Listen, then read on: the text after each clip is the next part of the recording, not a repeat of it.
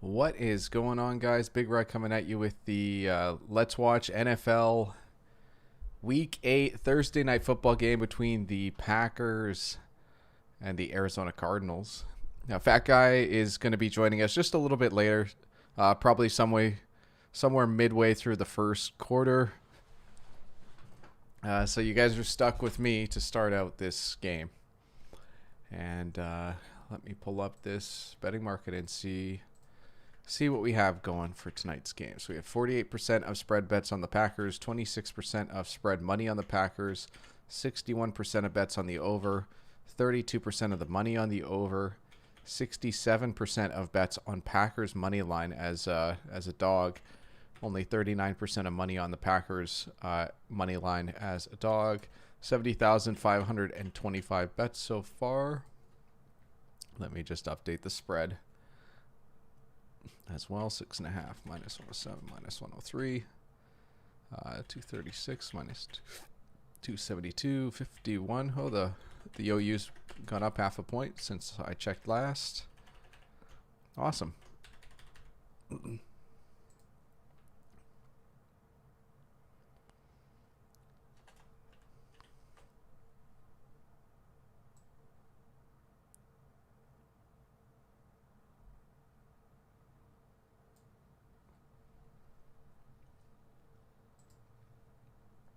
So it looks like we have a nice little long shot money line play here on the Green Bay Packers.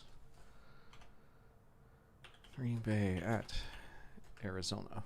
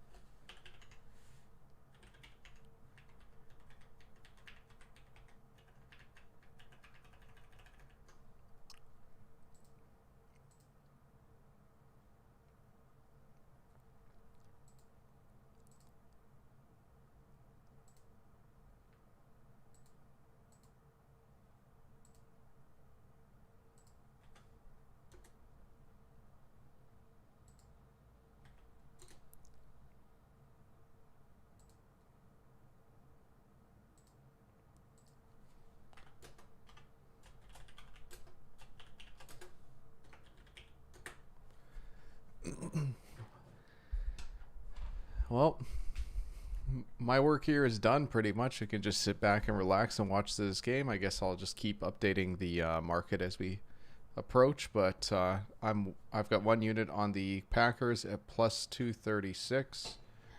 Really nice line considering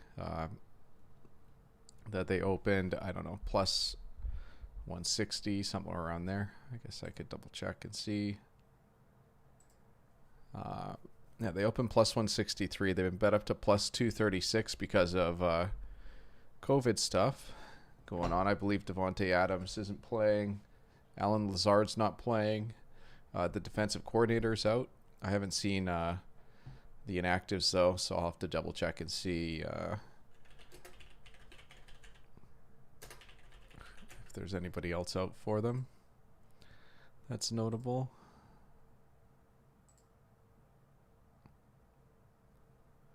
So I guess these guys don't count as inactives because they're on like a COVID reserve type list.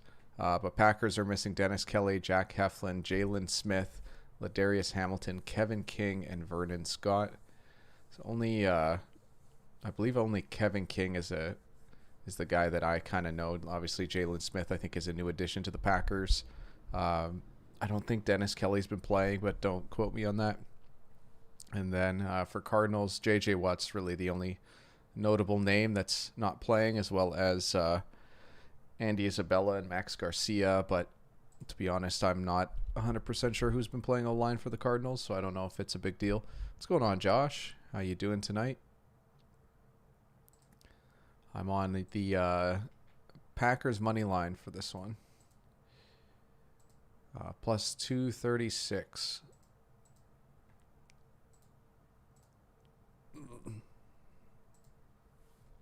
Oops.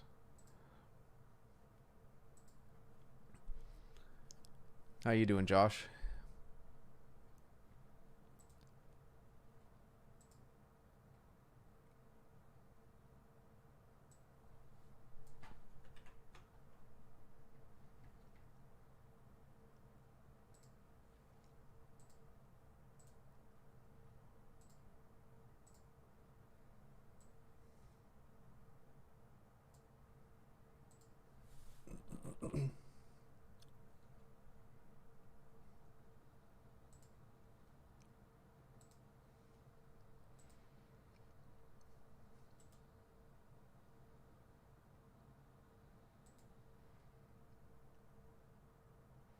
Um, I think the Cards are more likely to win, but I think that there's value on the Packers money line, according to the betting market, based off the bet percentages and money line percentages,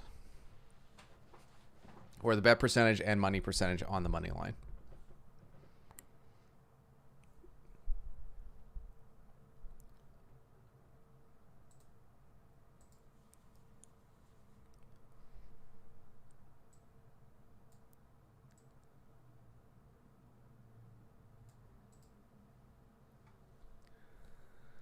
What's going on, Zap? Zap's on Green Bay plus 6.5 at minus 105. I like that too.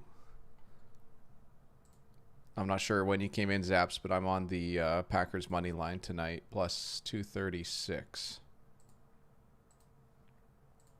But the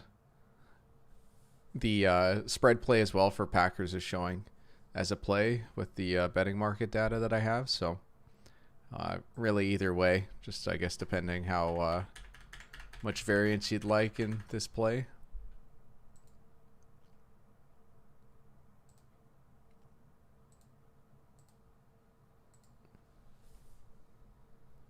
Nice, yeah. A little on the spread, a little on the money line. I think I'm just going to sit here and wait because right now, against the spread, they're minus 108 for me at plus 6.5, and I saw them at even. So if I see them closer to even, I'll probably end up taking them at 6.5 as well. But at minus 108, I'm just going to sit on money line and wait, see if I can get essentially lucky with a good price. And there's been slight action, is at least like the over. I believe it opened at 52.5, but it got bet down to 50.5. It's back up to 51 now with slight juice on the over, at least at Pinnacle.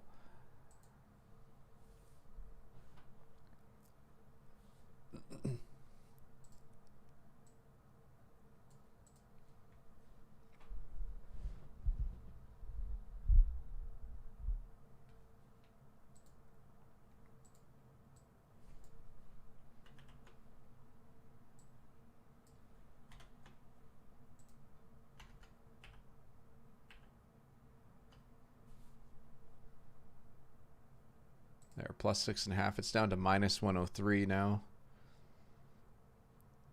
I'll be super patient and hope it gets a little bit lower.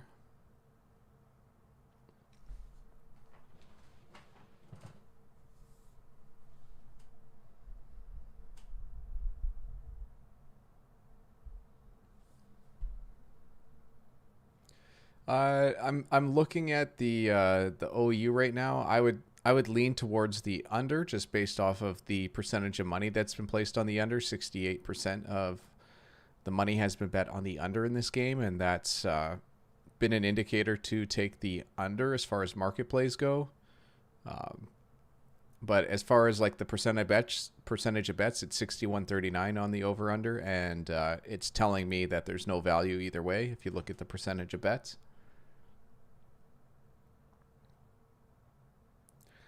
Yeah, Zaps. I think a lot of that also is because of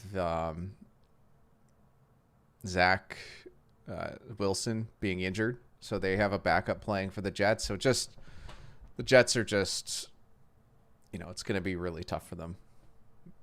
I think that line makes sense. What's up, Mickey?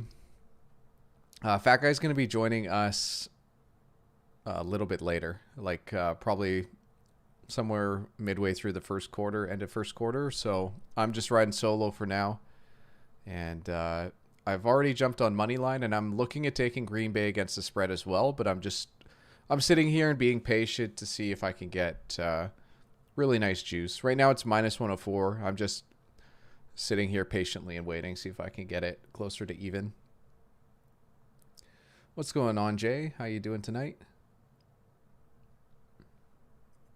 Yeah, sorry guys about the betting market data. I have to do some reconstruction on all these different sheets, but it's gonna be better for all of us. But it's taking me some time and just a bunch of stuff I got to figure out. But I figured it out. I just need the time to do it all.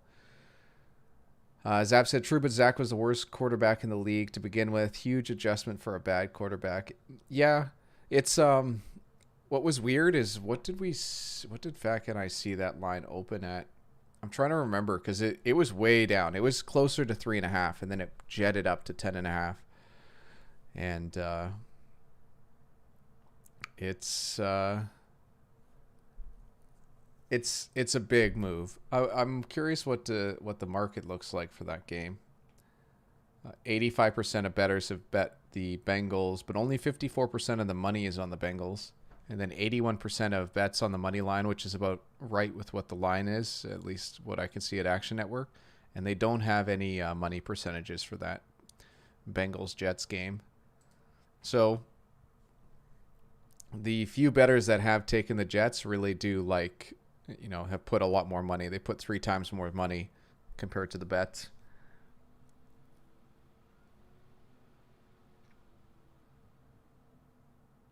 You have to figure out how to win. That's a really good joke, Jay. It's been bad. Like, the marketplace have just been poor the last, week and a half, you could say. Seahawks fan said, am I the only person who feels the Packers are going to get destroyed tonight? Rodgers has nobody to throw the ball to. I think it's in the realm of possibilities. It's, maybe 20, 30% chance that Arizona ends up winning by double digits. It's, there's a million different results if these two teams play a million times. And I don't think it's an unpopular opinion.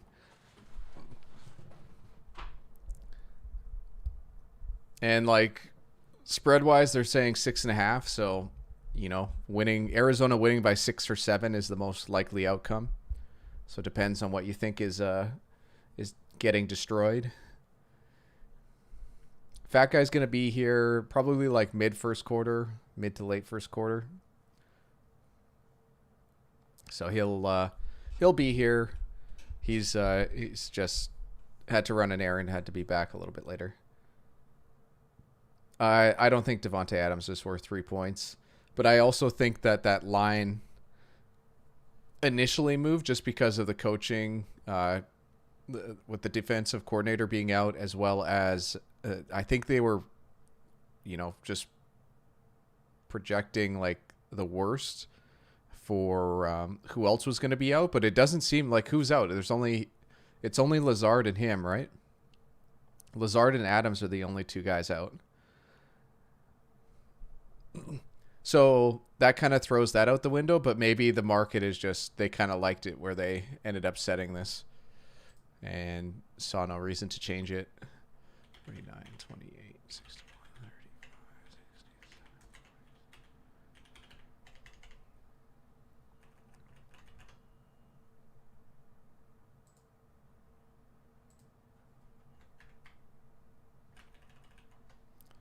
Just going to check here to see. So plus 6.5 is now up to minus 106, but I'm just going to keep my eye on that because I would like to make a play. And then this game starts at 5:20 Pacific. Is that right? It's not the 5:15 start. I guess I can just look here on Pinnacle and see 7:20.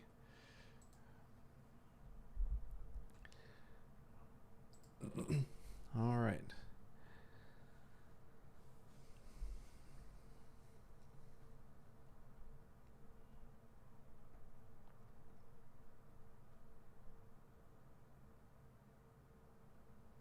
So pregame, a lot of talk about Kyler Murray being as good as he's been. Thank you, Tony.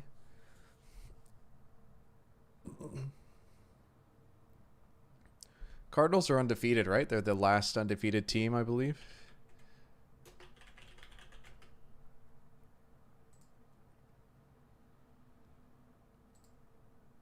Yeah, 7-0. What a great start to the season for the Cardinals. The Seahawks are... I think it sucks that you guys have Geno Smith right now. That's the tough part. This season's just going to be a throwaway season for the Seahawks. And their division is just so good. Even San Fran's a pretty good team, and they're 2-4. The Rams were going to be great, and the Cardinals have been a nice surprise. Mickey's on Packers plus 230. Kyler Murray over 259 passing yards, and Cards TT over 28.5. What does I know what it is? I guess team total. Team total is what it stands for. So Mickey hoping for a high flying, high scoring game.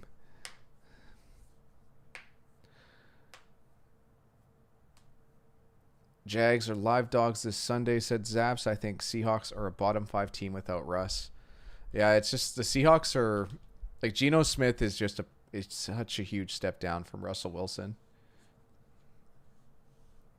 Yeah, and Ertz still wearing his Eagles bracelet. You got to love players like that. And like, like it's not like he's dogging it for the Cardinals. Like he's going to play just as hard for the Cardinals as he did. Like that's just it's a classy player.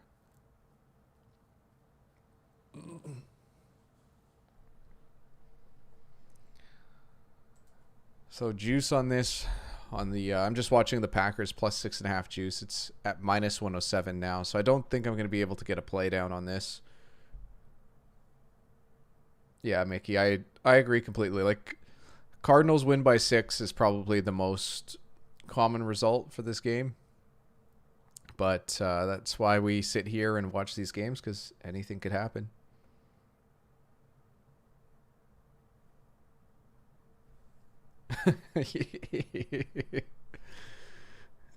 That's sometimes you get lucky, or you get on the right side of a trade, and Ertz is on that right side of this trade.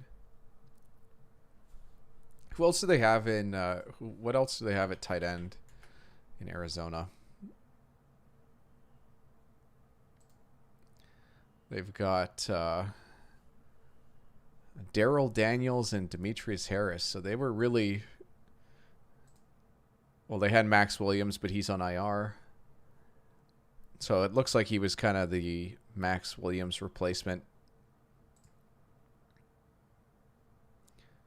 Demetrius Harris had some success with the Chiefs as a receiver, but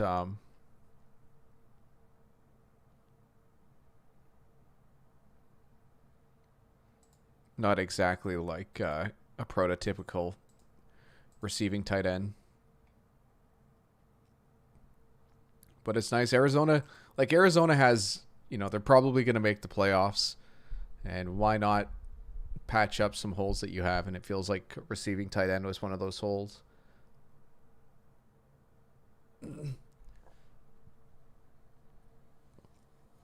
Seahawks fan said if Rodgers wins with no receivers against the Cardinals defense, that's pretty impressive. Arizona is also stacked on the offense too. Yeah, I think on paper right now you'd look at these two teams and say Arizona's the better team.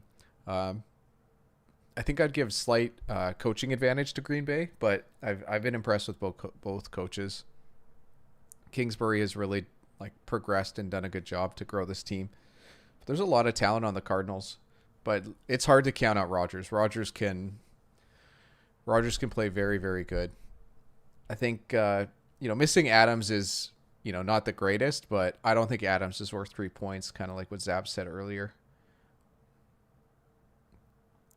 I found it very interesting.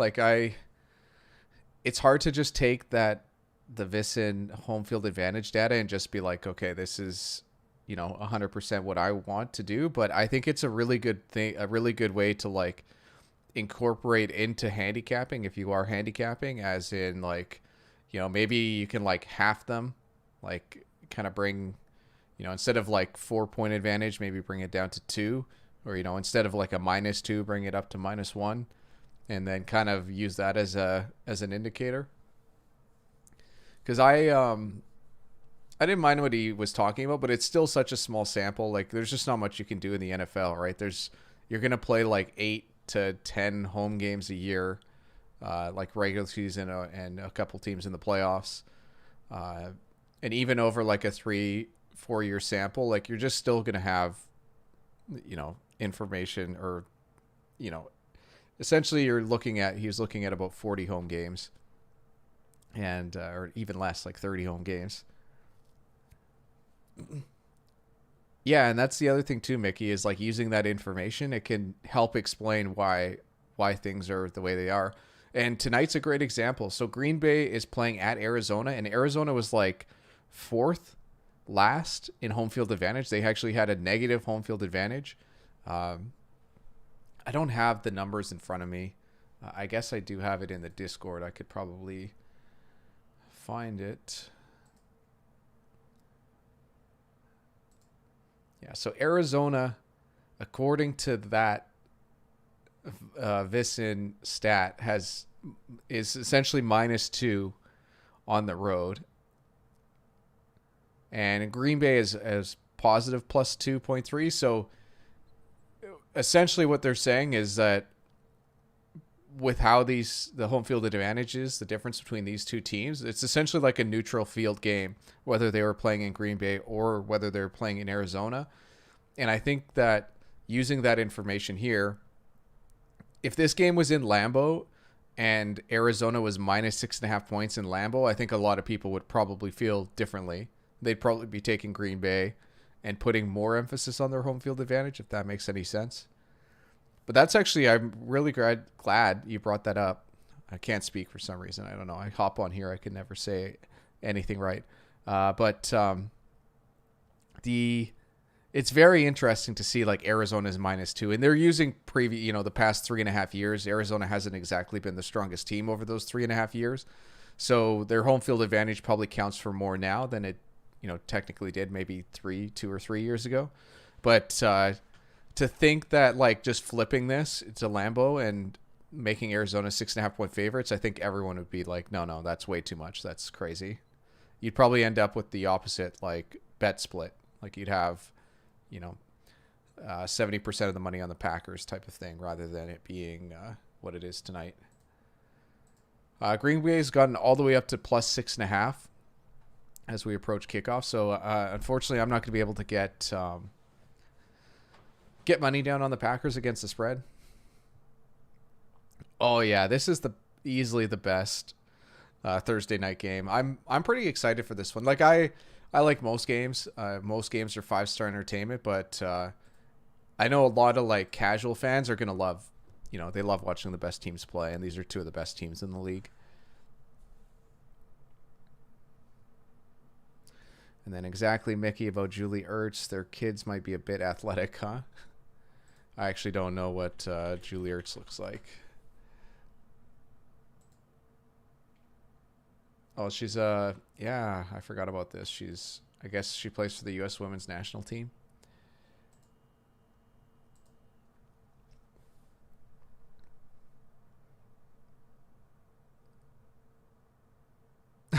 I don't know, man. Jags and Bengals did play on Thursday night too.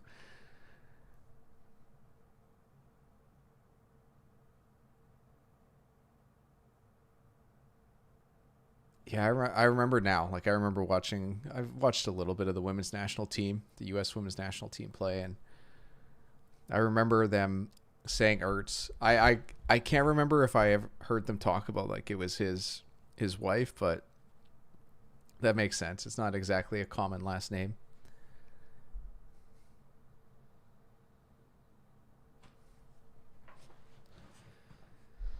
All right. So Packers are going to receive.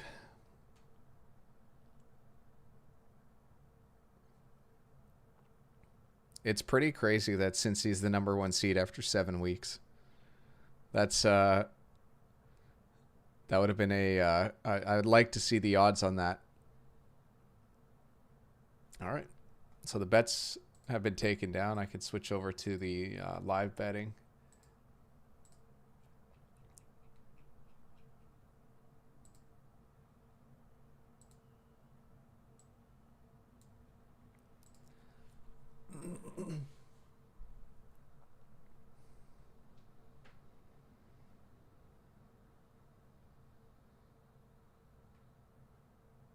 And we start out with the touchback.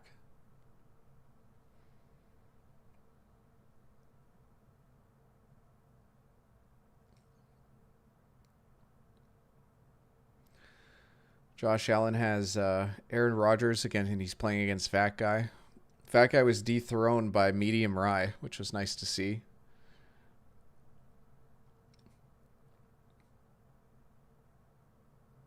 Oh, Jay was hoping for Arizona to get the ball first. We could possibly jump on a Green Bay live play.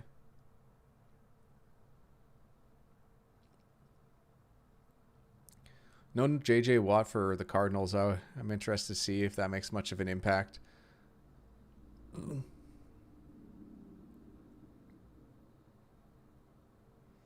We get a flag on the first play of the game.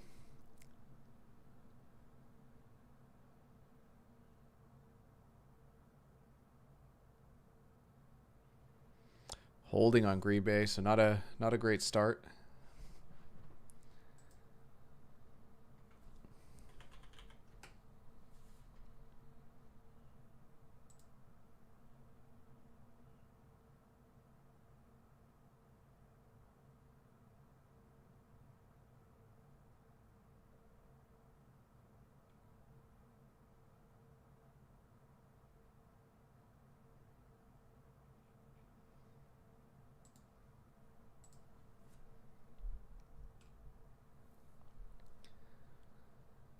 I do see Jonah Williams at left tackle for the Bengals, and he was a first-round pick from 2019, so he just might be coming into his own.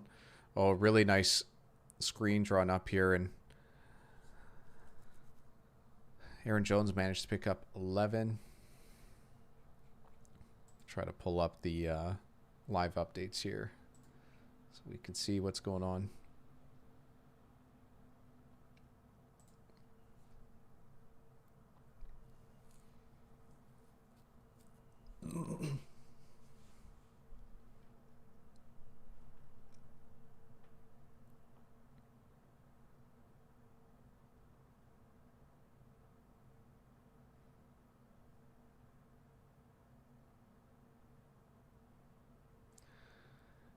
Arizona really is packing the box so far to start this game. So if they're going to do that, Rodgers is going to get his chances long. I don't know enough about all these receivers to know if there's like a burner out of all these guys, but even just having like one or two guys be able to run long and force some of these safeties back a little further, it'll open up some opportunities for Rodgers. They're circling Randall Cobb here in the slot. Arizona's in man. They're bringing pressure. Just a bad throw from Rodgers there. So that is a 3-and-out after that holding call for the Packers.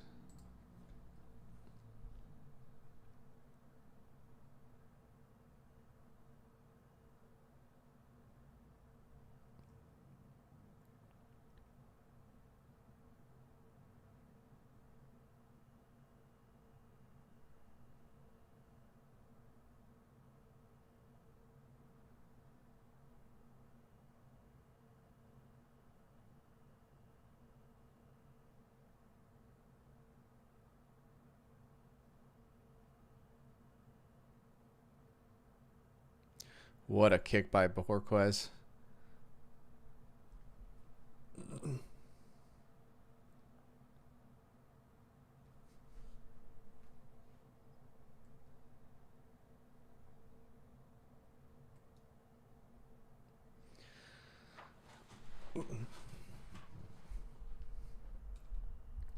So I feel like the biggest thing for Kyler Murray's success is just his ability to extend plays. And a lot of that's just been him essentially running around behind the line of scrimmage, making plays, like kind of like how Russell Wilson was. And like Russell Wilson was, the obvious comparison for a lot of people, but he's really looked like a young Russell Wilson to start this season. Well, that's unfortunate because 52 got his hands on him, but he grabbed him by the face mask. And Ravens Titans, are they the biggest out of division rivalry? It would be. I'd have to really go through the Rolodex and think about that one.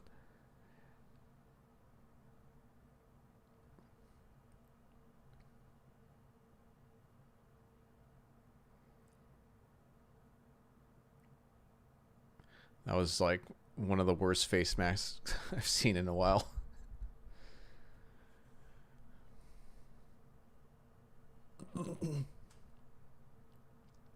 So this game has barely got its feet underneath it, and already two bad penalties for the Packers.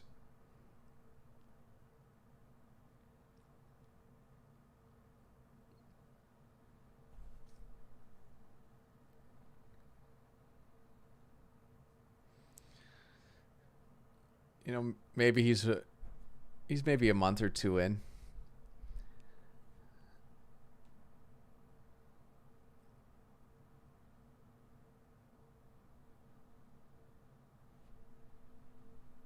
Yeah, I could imagine Eagles Steelers would be quite the game to go to. Two excellent fan bases. That play's pretty dangerous because he throws that backwards. If that ball isn't caught, like, you're gonna have multiple defenders fighting over that ball.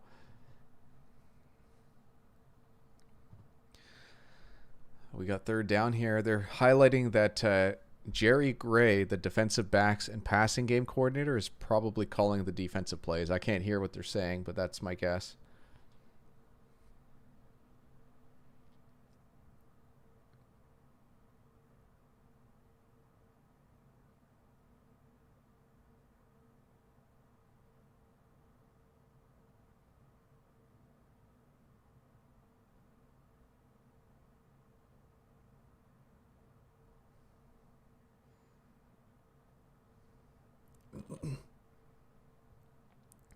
And that's another one where Murray can he extends those plays. Like, it really comes down to if those defensive linemen, whoever's rushing the passer, essentially, if they're able to make those tackles, because like a broken tackle there could mean a huge play.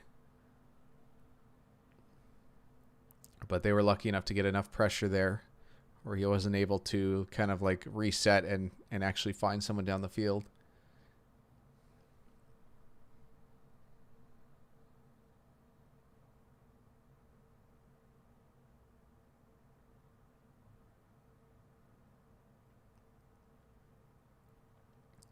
Well, the gunner fell, or at least one of them fell.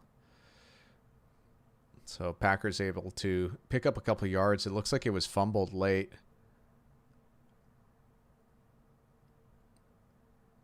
So Packers very fortunate not to lose that fumble.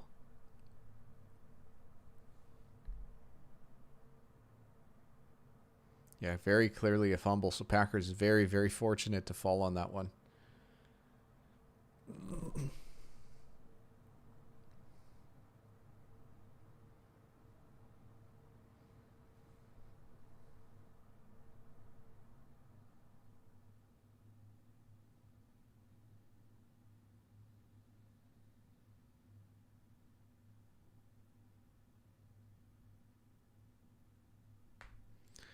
How about this stat? The Packers and Cardinals combined win percentage of 929 is the highest by two opposing teams entering a Thursday game in week 8 or later since the 11-0 Chicago, I'm guessing the Bears, played the 10-1 Detroit, I'm guessing the Lions, on Thanksgiving Day in 1934.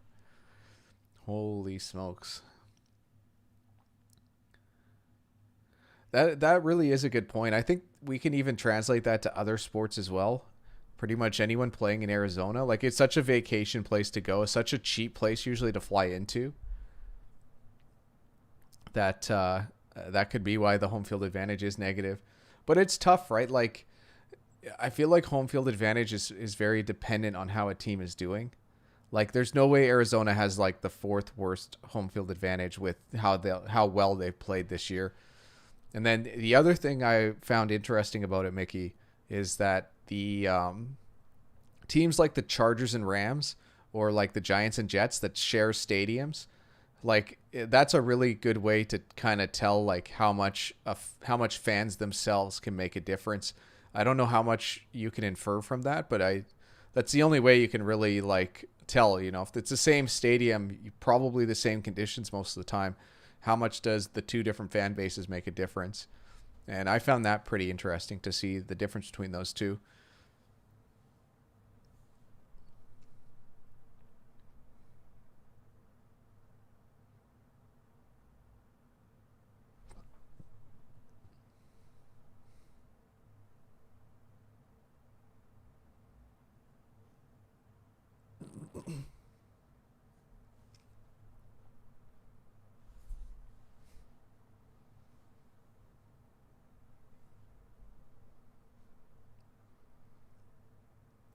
A lot of hunky headshots here of Aaron Rodgers.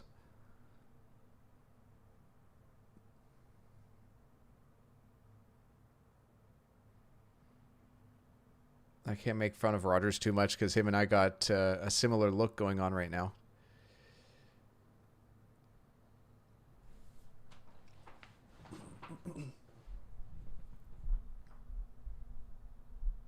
Yeah, like that's a substantial difference. Like three points for those two fan bases. I'm just trying to think. Did they all play at the same venue for that amount of time? Because I can't remember. I think his study said it went back 3.5 years. I can't remember when LA became moved from San Diego.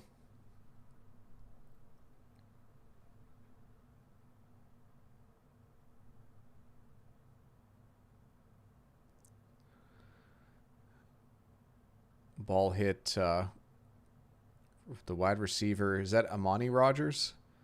I forget his first name, but hit him in the chest and a drop.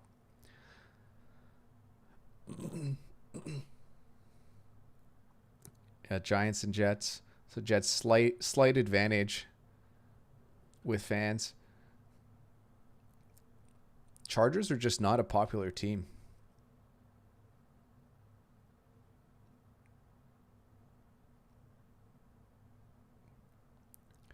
So Rodgers making up a little bit for that last drop with decent yards after catch play here. Or not so much yards after catch, but a broken tackle.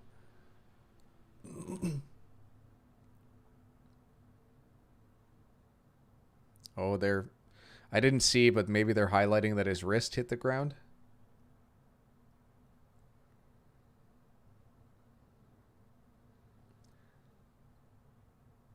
New York has a newer stadium, if I'm not mistaken, but I can't remember when that, how new or when that came into play.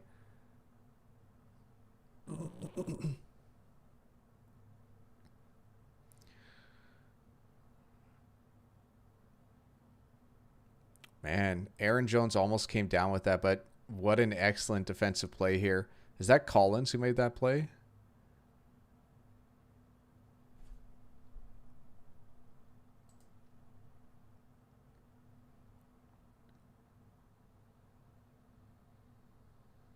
No, it's Simmons.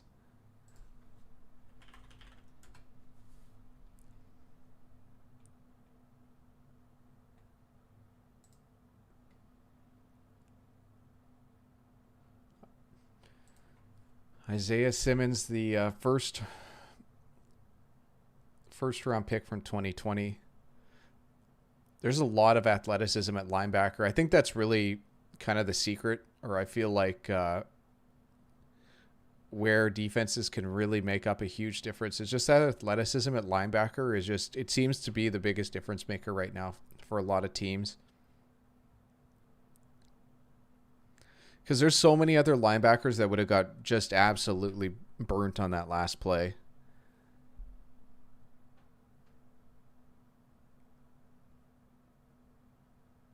Yeah, Tony saying it feels like an under type of game. The live will use only 49, so it hasn't gone down that much. This is two teams that are very like touchdown focused.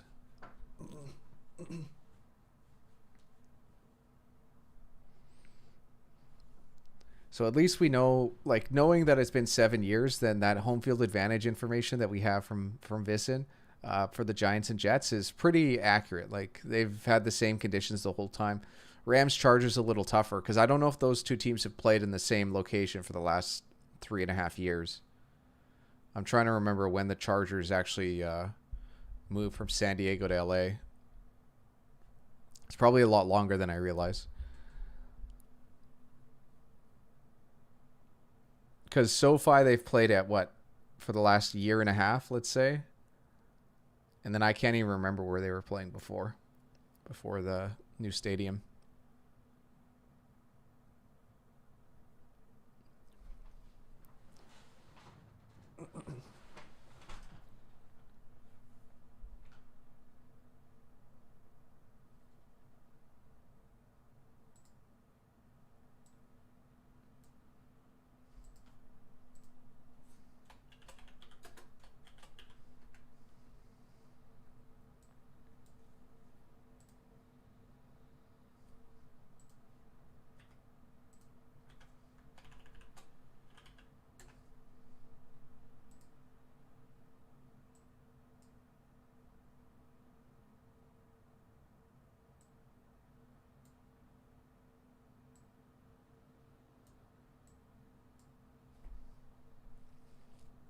So live line for this game is 7.5. OU's at 49. Yeah, Chargers played in an LA soccer stadium before that. So I think that also might have a bit of a factor into it. But also, like, I feel like the Chargers just have a very, like, as far as, like, fan bases that attend the game and get crazy, it's just one of the lowest. And I was a Chargers fan for a long time. I was lucky enough to go see them in San Diego. But that was back when, like, Phillip Rivers was there, Antonio Gates, LaDainian Tomlinson, probably Vincent Jackson as well. Team that I really like, my first team that I really, really enjoyed watching play. Well, I probably enjoyed the Cowboys too, but I was probably too young. Chargers left San Diego in 2017, so maybe that data is fairly good. Like, there's probably a reason why he's done it over the last 3.5 years. The San Diego Superchargers flag against Arizona. So these flags early have really hurt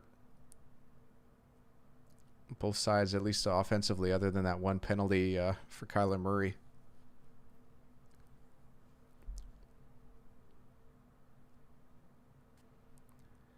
They get these they finally get two, like, offensively competent teams on Thursday night, and the refs are going to just call it nice and close.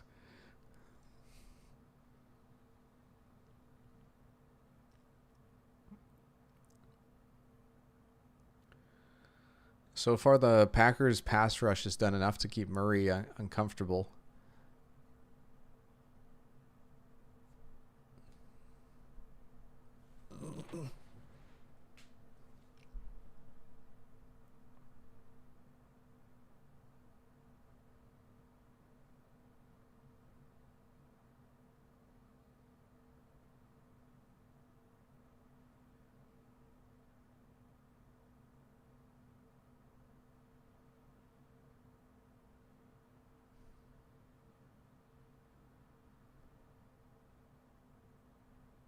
It's going to be third and long after this 1st and 20.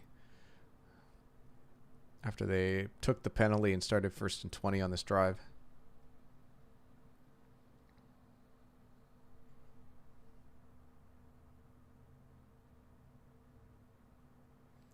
Third and 9 to be exact.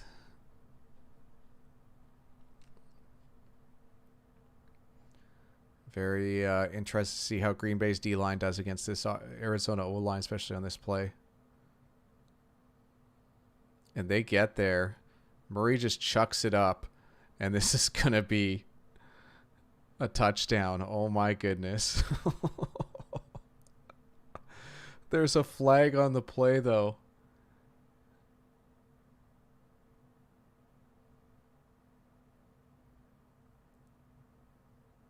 What is this flag on? Arizona doesn't look too happy about this. Is it going to be offensive pass interference?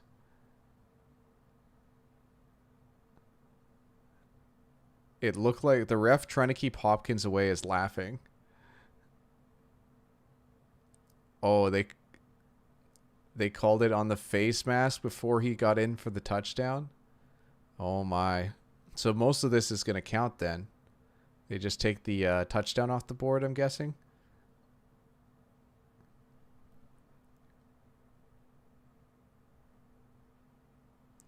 I can't believe that was a completion. Kyler Murray, in the face of pressure, makes this throw. Also, Stokes just gets completely turned around on that play.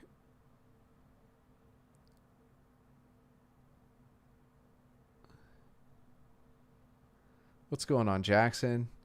Matt Capper, what a throw. No kidding. That was insane. So I'm guessing, where's this going to line up?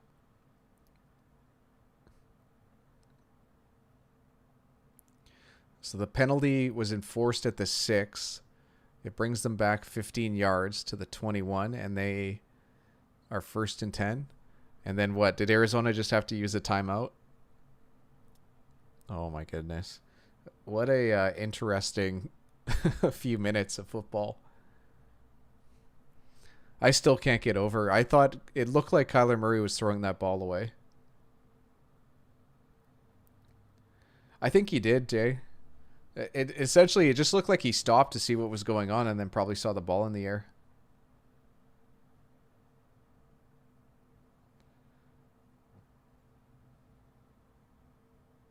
Yeah.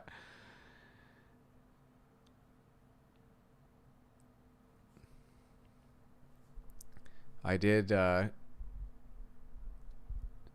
did watch the highlights of Peyton and Eli talking with Marshawn Lynch, and one of the things Lynch brought up was how many commercials Peyton's been in, which I thought was pretty funny. So Arizona on Green Bay's 21 here, looking to score.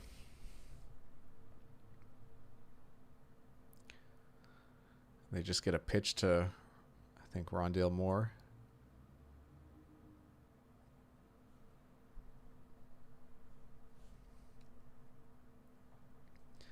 Arizona's done some very interesting things when building this roster, and it's between how they've built it and how they've been coached, it's really working out.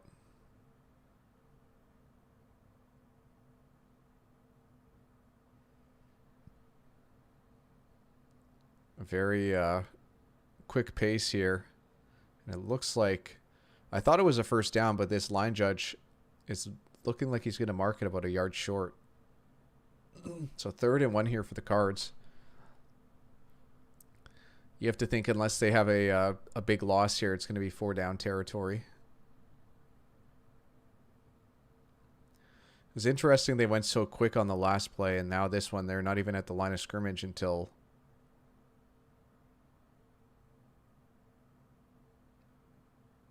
8 seconds. I don't get how the ref can stand there like that for that long. Like, look at how much time's on the clock.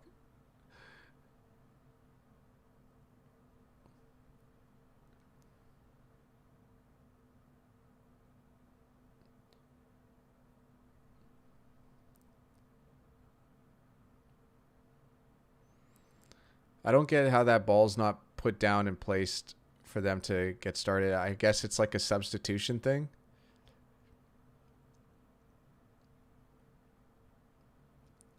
Oh, they're going Wildcat.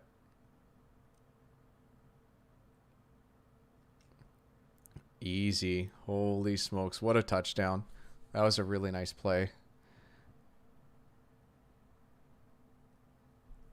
Is that Chase Edmonds?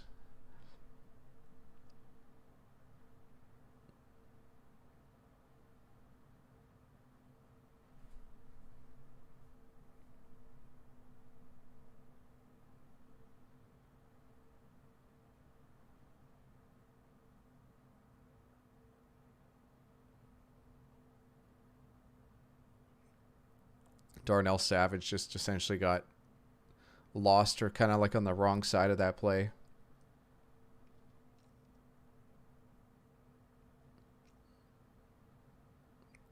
The extra point from Matt Prater is good.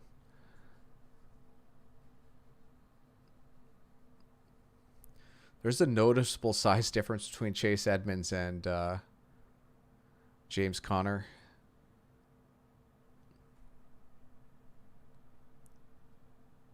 Oh, you got Green Bay plus 13.5 live. At Pinnacle, they're at 11. Plus 11, minus 108 on both sides. The money line's plus 441 on the Packers, and the OU is back up to 51.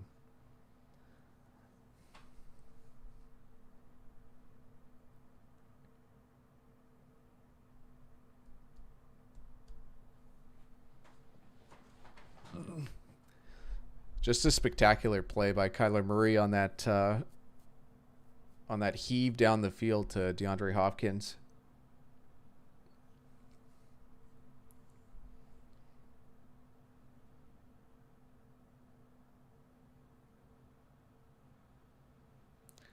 Jackson said, "I'll still never forgive Denver for cutting Prater for having a beer before a preseason game." How nice would it have been to have Prater kicking in Denver for the last X amount of years. 12 now at Juiced. Yeah. It's 11 at Pinnacle, and the Juice is on Green Bay at minus 113. So the only thing that sucks is the difference between like 13.5 and 11 is pretty small. Yeah, Mickey makes a good point that if you can get 13.5 and Pinnacle has it as 11, then there's probably value on 13.5.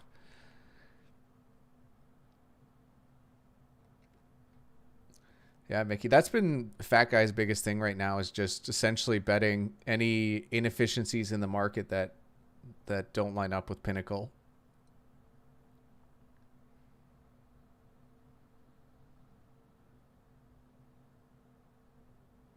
I wonder if that blonde girl's still Urban Meyer's head coach.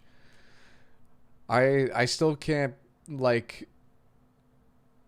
I'm not one for any of the stuff that's been going on, but I'm just surprised that Urban Meyer's still the coach with Jacksonville. Just because, not so much with all the like what it means.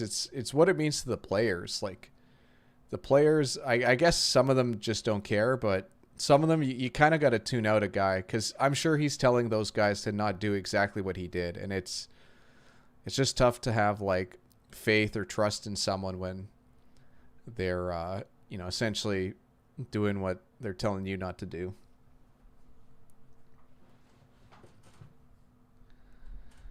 It's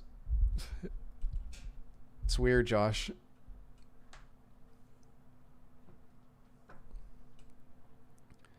Looks like a concerned discussion on the Green Bay sideline between head coach and defensive and stand-in defensive coordinator.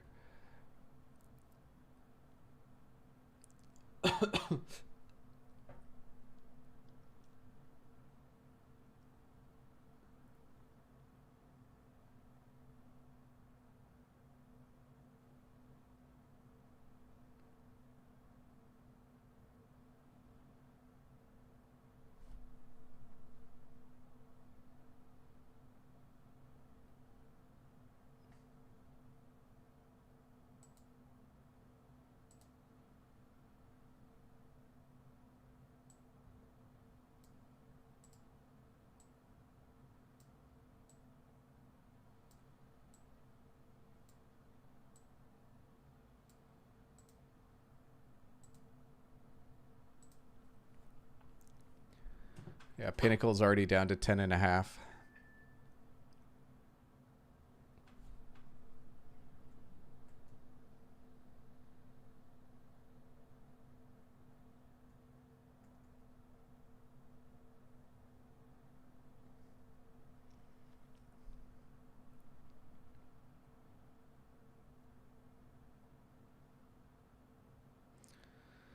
They're blitzing off the side. They run against the blitz. Dylan's able to pick up the first down.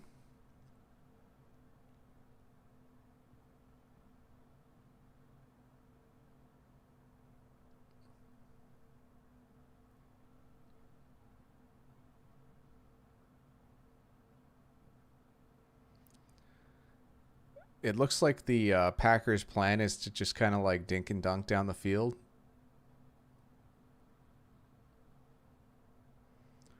But some of these guys are going to eventually have to make some plays, or they're going to need some breakdowns by Arizona. I like this.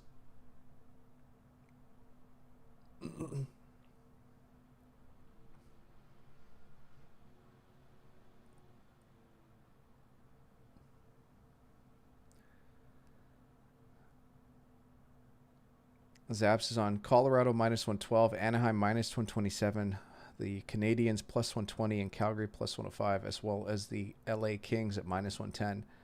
Congrats on the CLV. I don't know what any of the lines are now, but you sound happy about it, so I'm happy for you.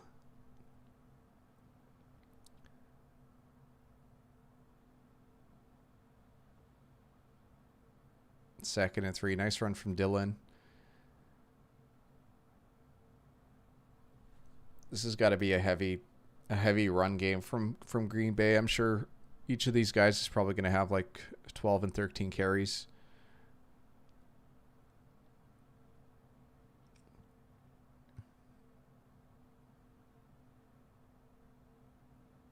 Dylan looked good on that run. And they have a Cardinals player down on the field, number 25. Let's take a look and see who that is. Zavin Collins, so that would be not a guy that the Cardinals want to lose.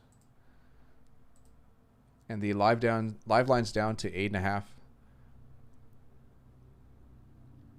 I don't mind it being called a men pen, but I'm sure some other places wouldn't like that either.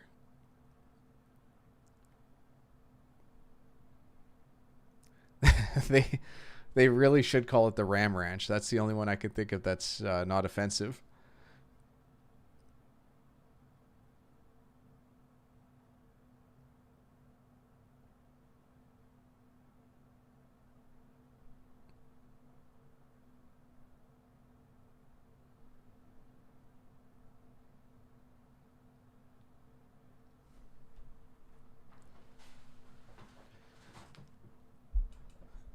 I'm sure Arm Barn would probably not be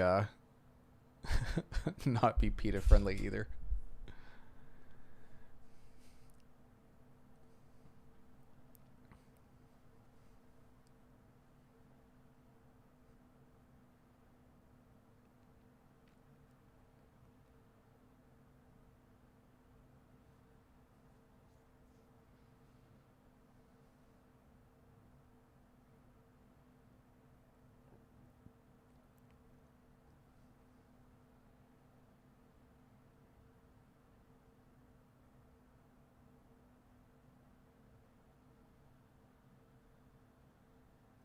This fat guy getting ready to call the plays for my Seahawks this Sunday. Yeah, he's just learning the verbiage now. It'd be fun to call a football game. I wonder what that's actually like. It's like it's so easy to sit here and be like, oh, they should do this, they should do that. But having to do it every single down is, I'm sure it's tougher than we give it credit for.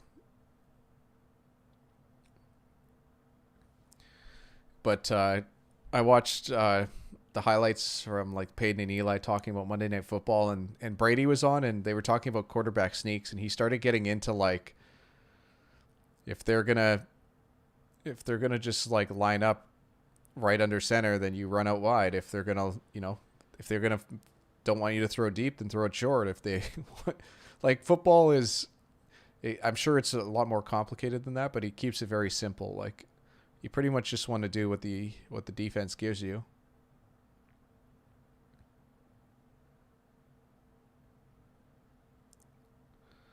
Oh boy.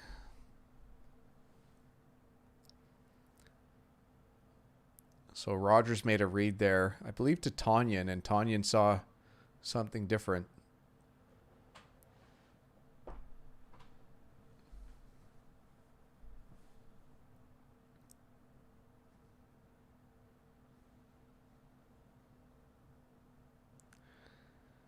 You think we could actually do it, Mickey? It would be run centric, let's put it that way. It wouldn't be analytically friendly.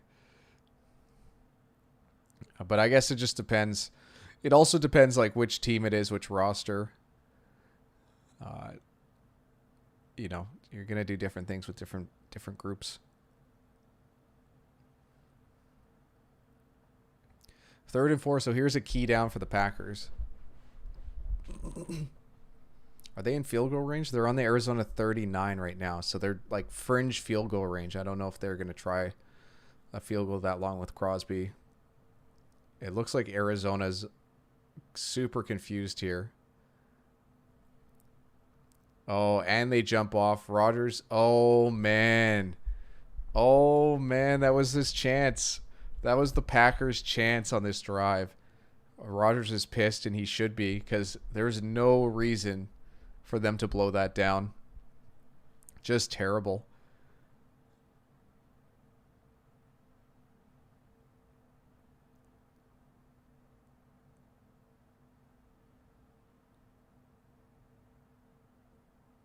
Oh man, he's upset. That was a very unlucky break. Oh, they screwed him big time there.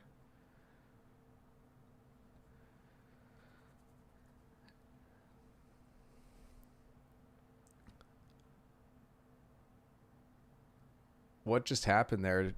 Did a team take a timeout, or are they resetting the play clock? Or I'm very confused with what just happened. They're showing the roof. Did something... Oh, the lights are flickering? Is that what happened?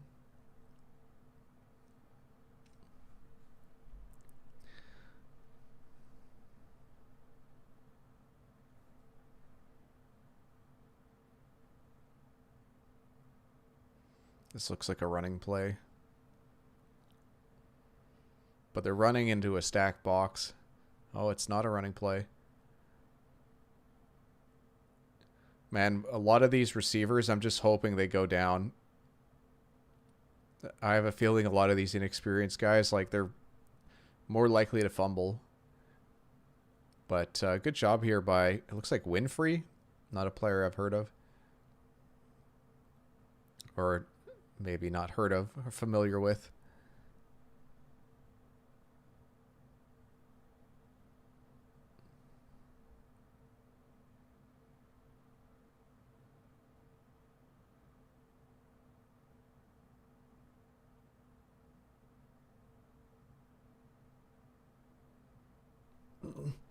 Probably better that was an incompletion. Yeah, Mickey, I agree. He is lucky he didn't get taunting. Vontae Davis is retired at halftime. Rodgers is going to demand a trade at halftime. I remember that Vontae Davis retired midway through the game. That was great.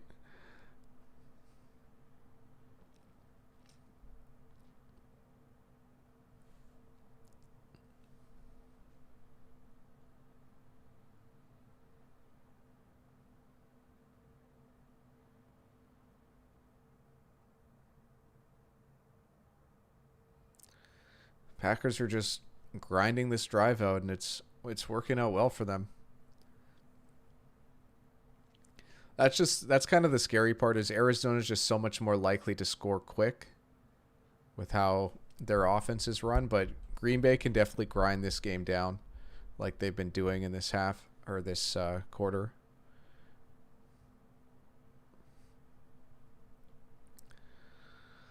But 5 wide here. Looks like man with 2 safeties.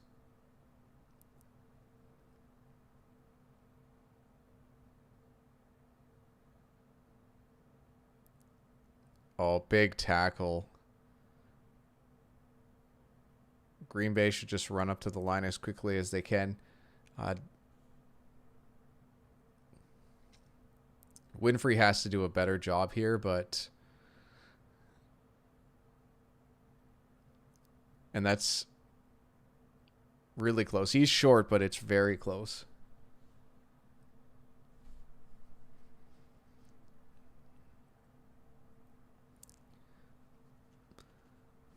I was wondering what the break was here in action, but they're actually doing a measurement.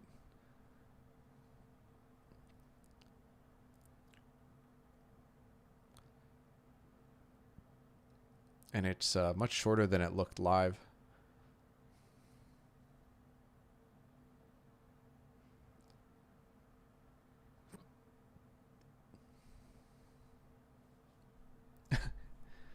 Yeah, maybe there's a relation. It's spelled differently. Let's see Winfrey here. Juwan Winfrey. And he is a 6th-round pick, 2019, from the Denver Broncos. So maybe a player that you're familiar with, Jackson.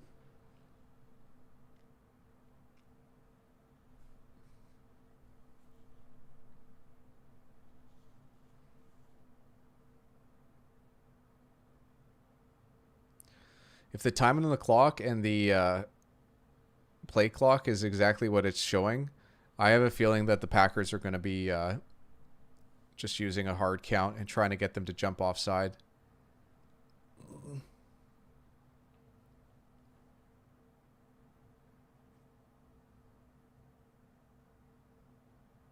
No, it looks like they're just going to run a normal play. Oh, maybe not.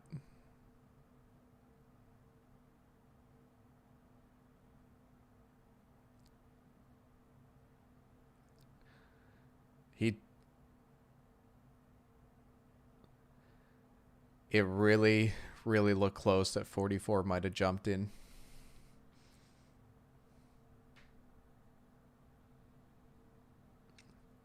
Yeah, most likely Jackson.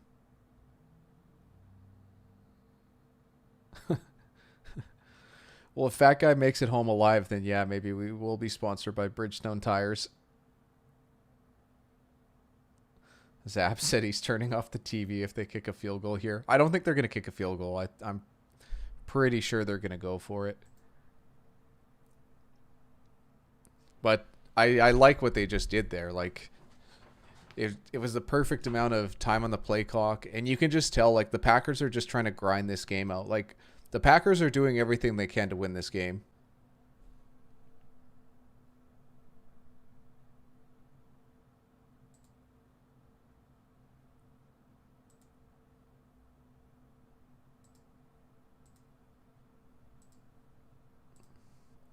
Live line for this game is at 8.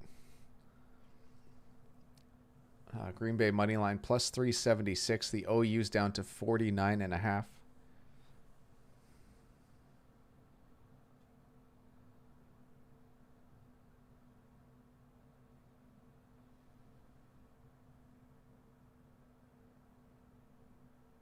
Yeah, I don't have like the stats in front of me, but I'd say the Packers are one of the better coach teams in the league.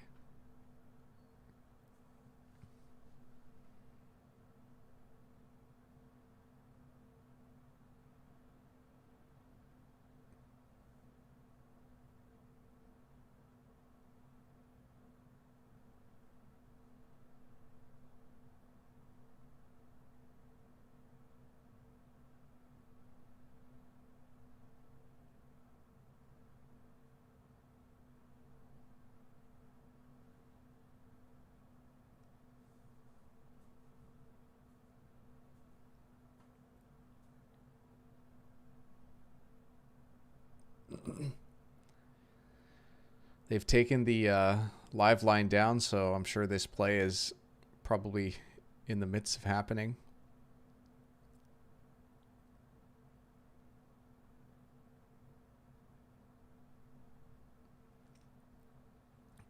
It's a light box here, so I wouldn't be surprised if they run the ball.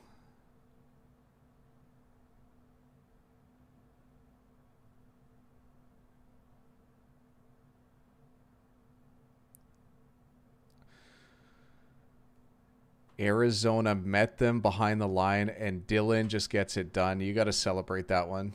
Holy, what a play. He just took Hicks and drove him back because Hicks was there to make the play. If Collins is still out, though, Hicks is probably the guy in replacing him. And it probably made a difference on that play.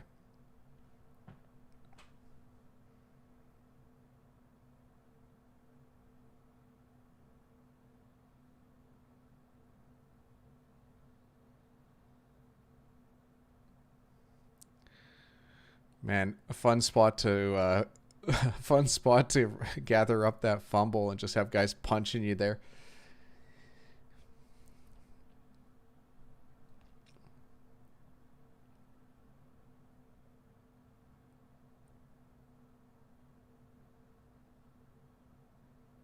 So it looks like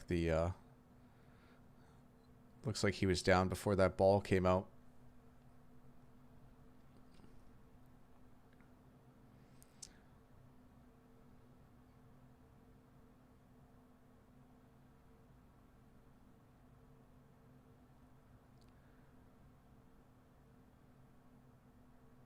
If they didn't get this timeout, that's a really bad penalty.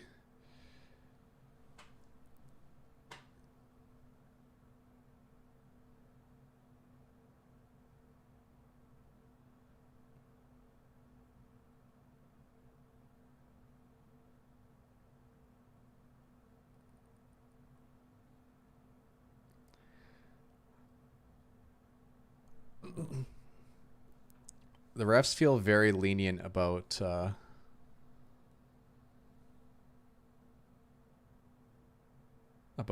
timeouts when it comes to the end of the play clock.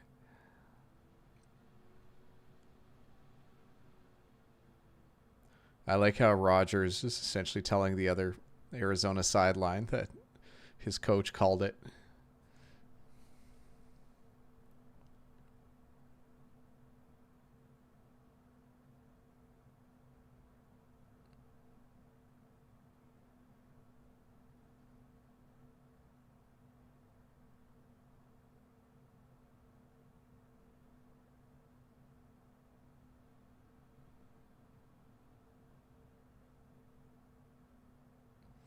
So Tanyan tackled short, but 3rd and 1 here. This is a really nice spot to be just because even if they gain a yard, they just get a whole new set of downs.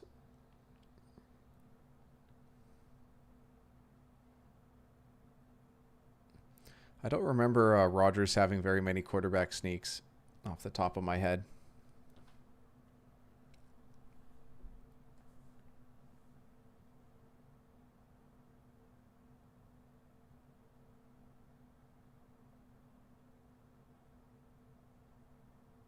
Oh my.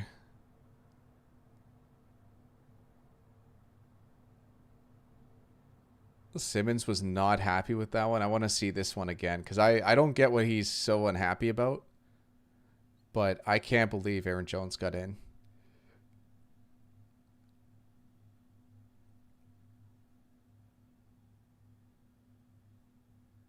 Oh, I guess it almost looked like the ball didn't touch the plane, but let's see this replay. I guess maybe that's what he's upset about. Holy, that's one of the closest I've ever seen.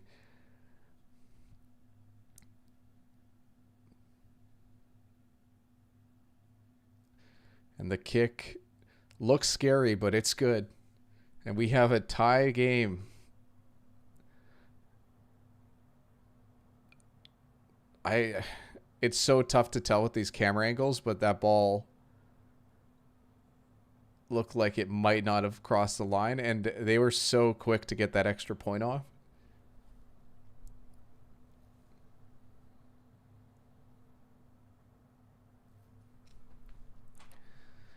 We'll take every break we can. It to be fair, like it would have been 1st and goal anyways for the Packers at the 1 inch, the 3 big rye line. Yeah, I'm glad it went so well, Jackson. It's nice to have that breakaway. Sometimes it can get a little bit too serious, especially when you're studying as hard as you are.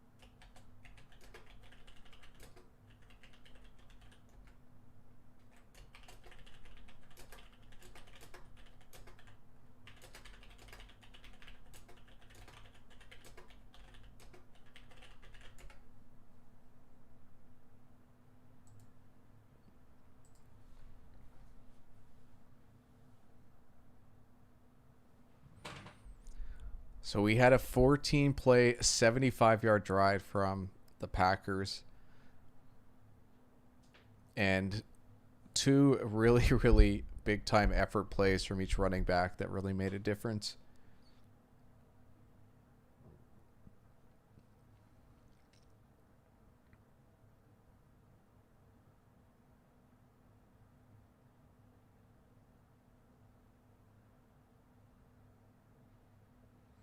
Aikman and Buck on the mic.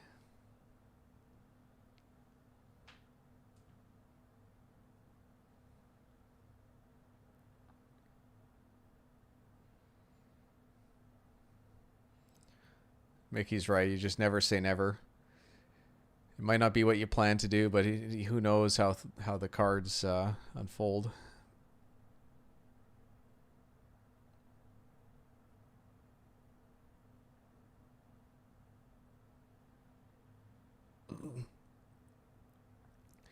They love these end-around plays for Rondale Moore. I guess they just want to get the ball in his hands any way they can.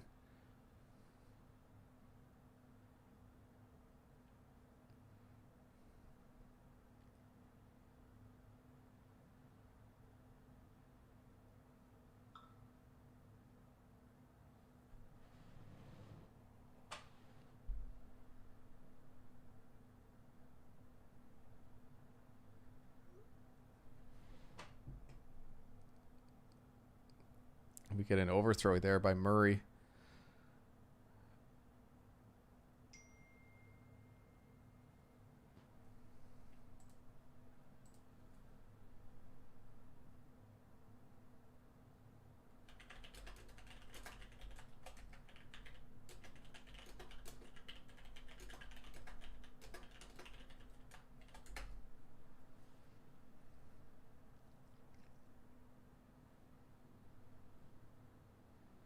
So 3rd and 11 here for the Cardinals. Oh, did the Packers jump early? I don't see a flag. Really nice delayed blitz there from, I don't know who that was. Is that Devondre Campbell, ex-Atlanta Falcon?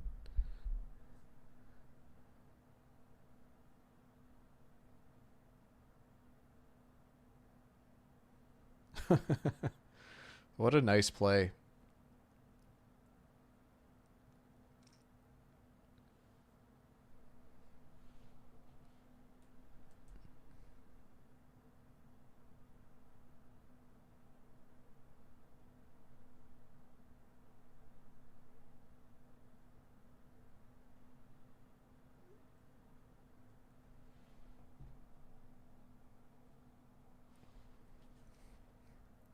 Just got update from Fat Guy. He's going to be a little more delayed, unfortunately, but that's all right.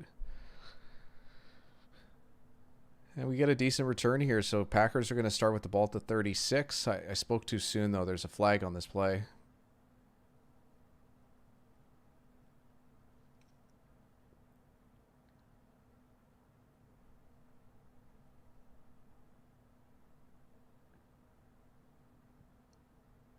Block in the back on the receiving team, so Packers are going to push that back, 10 yards, let's say?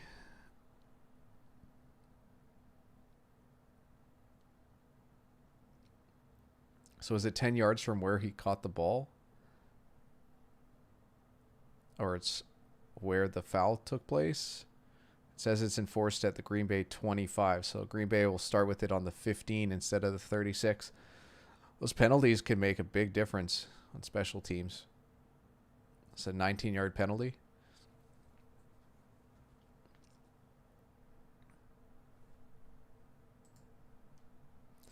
Live line's down to 5.5. Interesting enough, though, the money line's still at plus 223.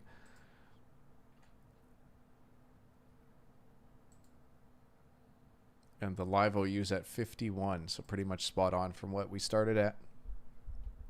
Yeah, spotted the foul.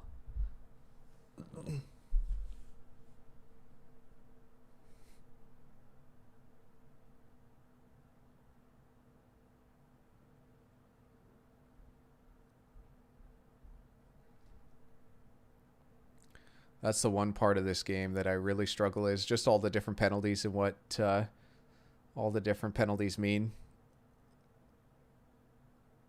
As far as like yardage and where they take place. I've never actually like looked into the rule book, but I don't know if there's any reason to anyways. It's not like it's going to make a difference on what decisions you make before betting a game.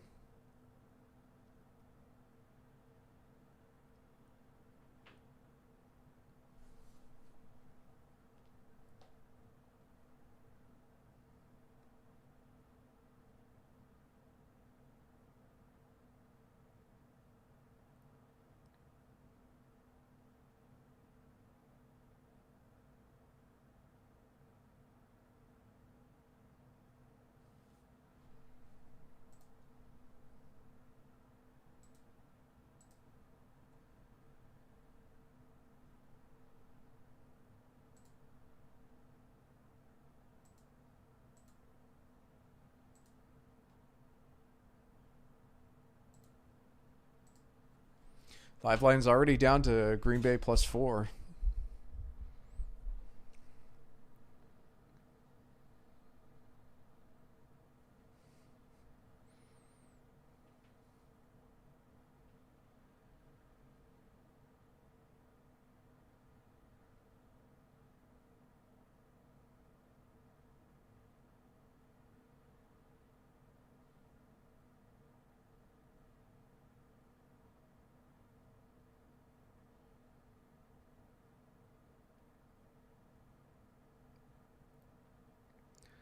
Jones trying to find a hole, but just kept bouncing outside. Picked up a yard. Oh, Jackson, it's been bad. It's been a bad start to the season. Not like overly bad, but it's just been negative bankroll for both. I think basketball is only maybe like -1 unit, but hockey's like -5 or 6. I'd have to double check and see. I didn't make any plays today, so but tomorrow, hopefully I have everything back up and ready to go so we can have some numbers tomorrow and I could post and show you how I've been doing.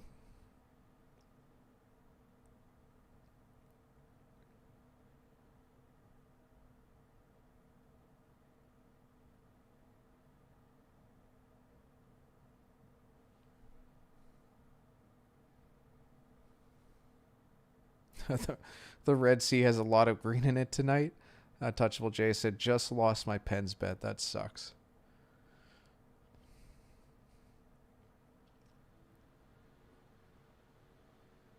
That Dallas Stars game last night was very disappointing. I watched the third period. They were winning 2-1 the entire time, and then Vegas scored with like a minute left, and then ended up winning in overtime. Big third down conversion here for Green Bay. Tanyan's really been a big factor in this game so far. More so than Cobb, which is interesting. But I don't know what Arizona's doing in coverage there. Tanyan just wide open, just beyond the sticks. Rogers grimacing. He'll take it.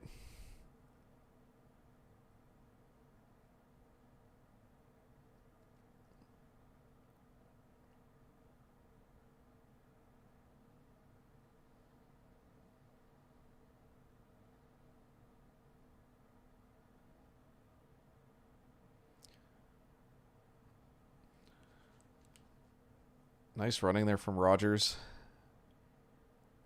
The oh darn, not a great start. Should improve though. I've only made 1 to 2 bets on each. Pretty sure I'm 2-0 in hockey, 1-0 on basketball. Yeah, things should turn around. Even if it doesn't turn around, it should at least even out.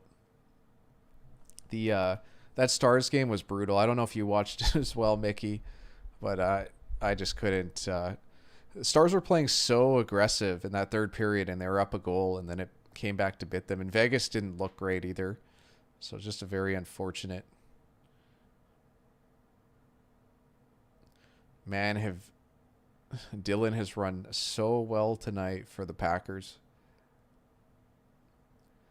Yeah, the Flyers had a nice win with who they play.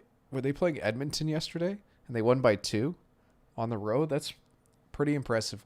Pretty impressive win considering how Edmonton has started the season too. Time of possession is a great stat, and the Packers are just grinding this game away. But it's like I said earlier, like Arizona is going to be much more like score quick type of offense, and Green Bay has just been able to just drain this clock down. Unfortunate for Dylan there, he tripped, so it's going to be 3rd and 5. Yeah, AJ DTF.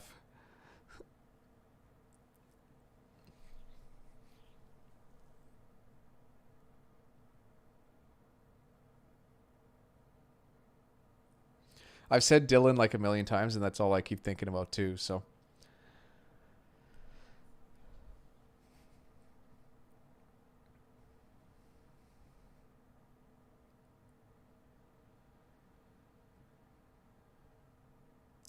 Packers are going to have to use a timeout here because confusion from the skill position players.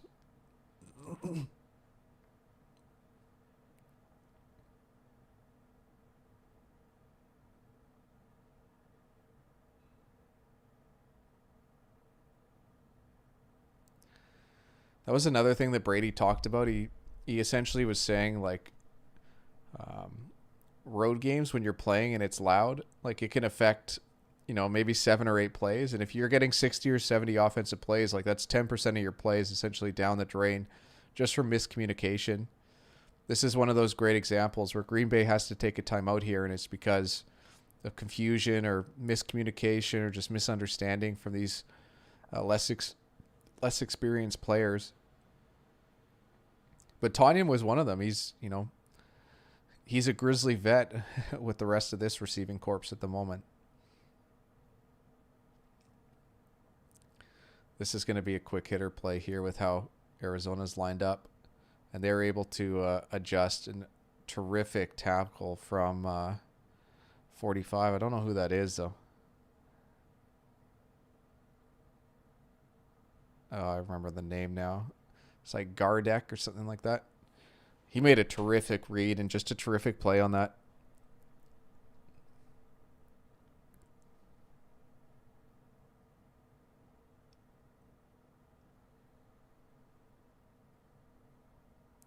It's probably what I said, Jackson.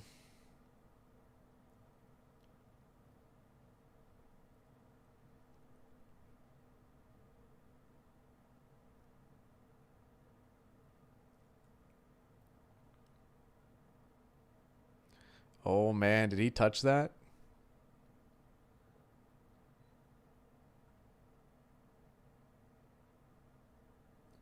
They're saying no.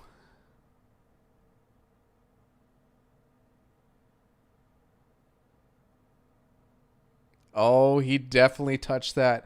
What a break for us. Oh, boy. Oh, that definitely touched. That's a huge break for the Packers. And the live line's already down to +2.5. They haven't even come back after break and made this call, but the live line has already shifted.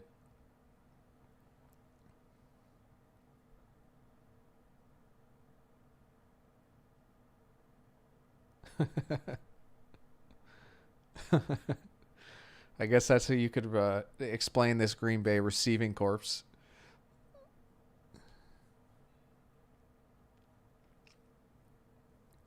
But what a huge play there by the Arizona returner. Just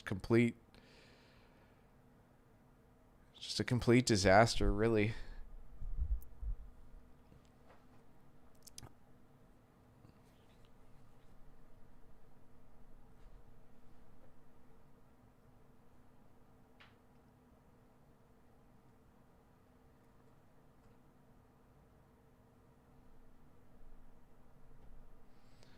I know Fat Guy's not here, but he would love this start from the Green Bay Packers. They're coaching one hell of a game so far, and it's just nice that they're able to catch this break on special teams.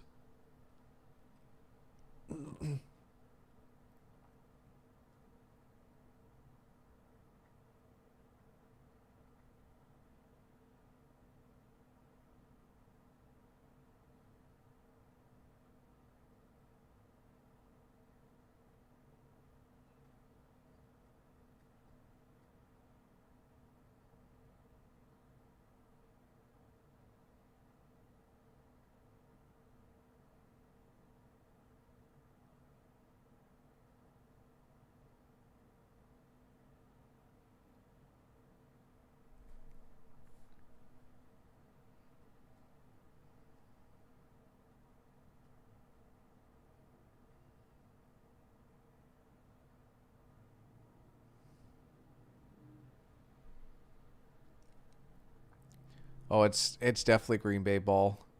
Like the live line shifted dramatically after that play.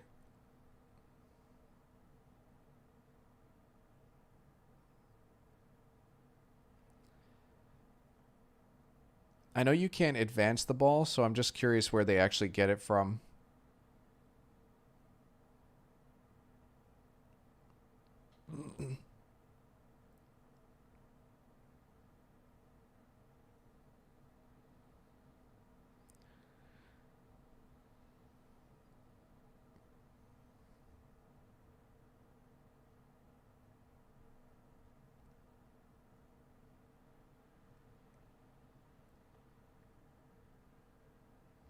So they get it from the 3, so where the initial touch was from the Packers.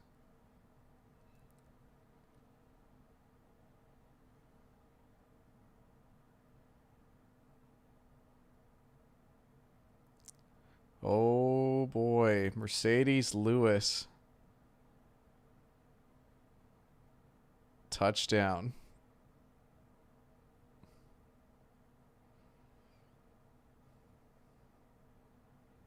Oh, Mercedes Lewis steps out of bounds. That's not going to be a touchdown. What is going on in this game? This game has been wild so far. What's the score? Uh, it's tied 7-7 at the moment. Nice. I got a really bad line on the Packers. Pretty much everyone in chat's on Green Bay money line. Okay, so we're in similar boats. I got plus 3.5. I bet it right when it came out.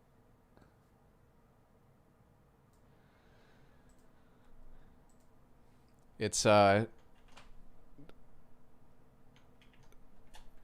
let's just give me a second. So Green Bay's second and goal right now on Arizona's 3.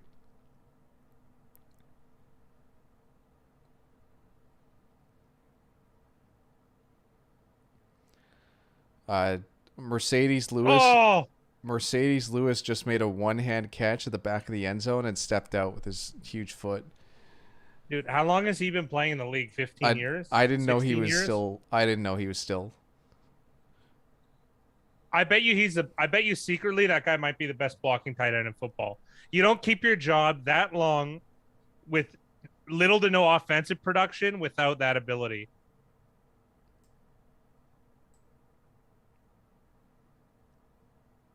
Who are these guys they have playing? Winfrey?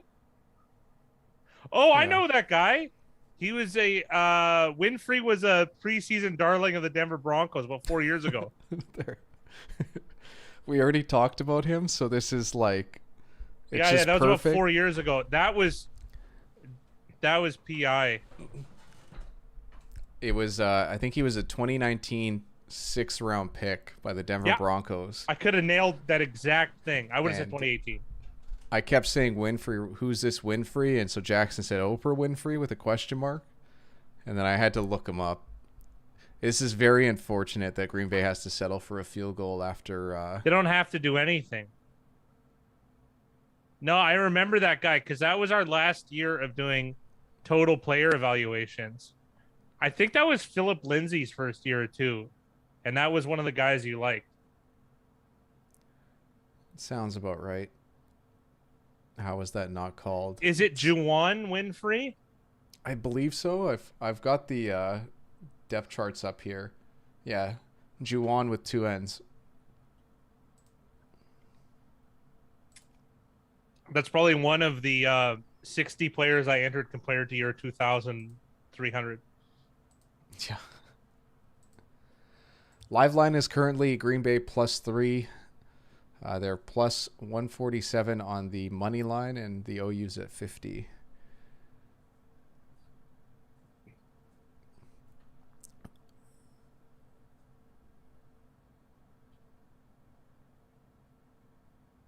There's evidence of a cluster injury, like that, like what just unfolded. Yeah, I think it would have been a much different. They would have had more of a playbook, but they've been running the ball very well. So this is what I wanted to get into because you've missed the start of this game. Is Green Bay has essentially called the perfect game so far. I think time of possession is like 16 minutes to 6, and Green Bay is just long extended drives. Arizona has essentially had one big play, and that's it on offense. Who was it? Kyler Murray to DeAndre Hopkins, and it was unreal. Like the play was unreal.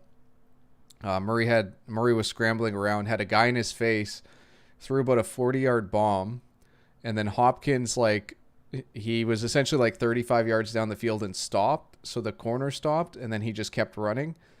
and he scored a touchdown on the play. But he grabbed, reaching back, he grabbed the face mask of the defender as he was going in. So they ended up bringing it back. But Arizona ended up scoring on the drive anyways, albeit on a wildcat play where Chase Edmonds took the snap and ran it in from about 15 yards out. Oh my god! So like it's been a very good, very like Green Bay has dominated this game so far, outside of a couple big plays from Arizona. But this was a missed chance here because Green Bay managed to get the ball first and goal from the 3 on a special teams gaffe by Rondale Moore, and they weren't able to capitalize just now. That's really bad. Yeah. I had an appointment. I really couldn't watch the game as much as I wanted to, and here we are. I always see that tackle just now? He tackled him from behind and swung the arm up.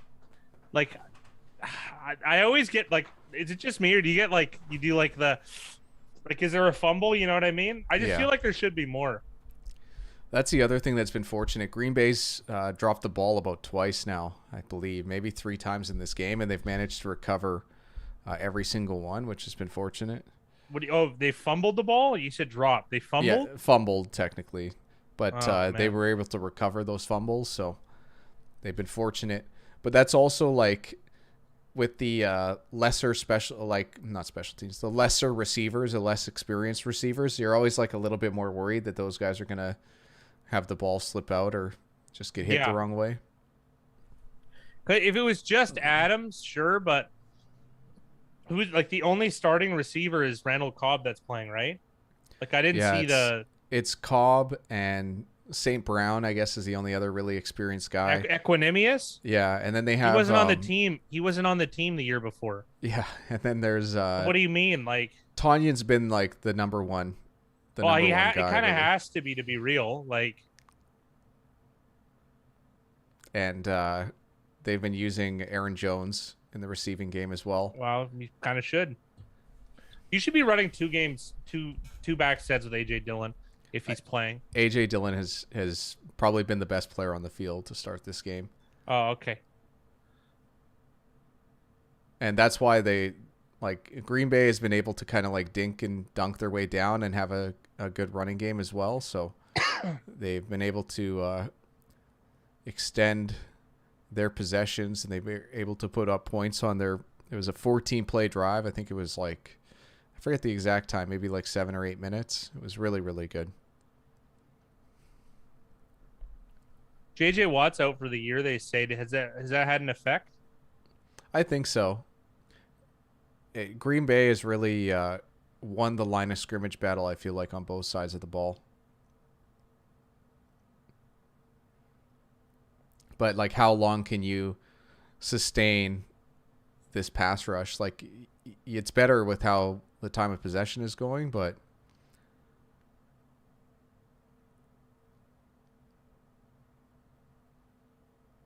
also just some unreal effort plays from Aaron Jones for the touchdown, as well as Dillon was like met a full yard short on a 4th and 1 play and managed to essentially truck the linebacker for the first down. He's a heavy. Well, he at least looks heavy. Yeah. I feel like he's 235, AJ Dillon. Obviously, I could be mistaken. This is just eye test stuff, but he's one of the biggest backs in the league. I forget exactly what his weight, what he's listed at. Really nice defensive play here. I'm also surprised that's not a taunting call.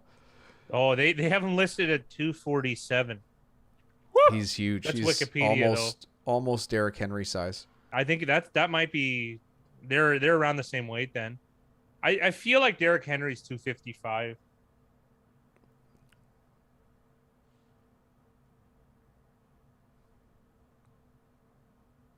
Third and 6 here for Green Bay, or for Arizona. I like what Jackson said. Watt probably has more of an effect on team morale than effective defense at this point. Probably. I mean, or like, wow. Nice job. You know what? It's it's nice to see a team play defense. Like I've only seen one drive now from the Cardinals. It's nice to see a team play defense that's against all odds, right? Because it just the rules are just so against you, and like this team is made for points. Like Arizona, Yeah. this is a high octane as it gets. Really, it's all you know what it is. It feels like smart Chip Kelly football, kind of. I think like between like coaching staff and just the players they've brought in, like doesn't the Arizona Cardinals just feel like kind of like the perfect marriage of like the players that they're bringing in and the way they're coaching this team and kind of the philosophy they have? Like, well, I think this is a team where like you know how in offense everyone complains and stuff about like you always get the rift between guy like receivers and targets and all that kind of stuff. mm-hmm. I think this is a team that's like impervious to that. Like if you want opportunity, like you can make it in this offense and you are going to get targeted. Like it's just inevitable, right? So I don't know. It's hard not to be optimistic. And on defense, they've been, I would say, fairly aggressive. You know, I've only kept an eye. I haven't watched every Cardinals game, but like just even from a fantasy perspective, like they're number 2 overall because in fantasy, you don't get points for holding the other team back. You get points for turnovers and sacks and what have you. And, you know, at least from that perspective, I've noticed that they've racked it up. So I hate fantasy for what it's done to football, but at least it gave me some sort of like lingering memory of this defense. Like they did really well against the Rams and I think they got 2 turnovers. They might've got a touchdown like that sticks out to me as well. 5 sacks against the Tennessee Titans. So,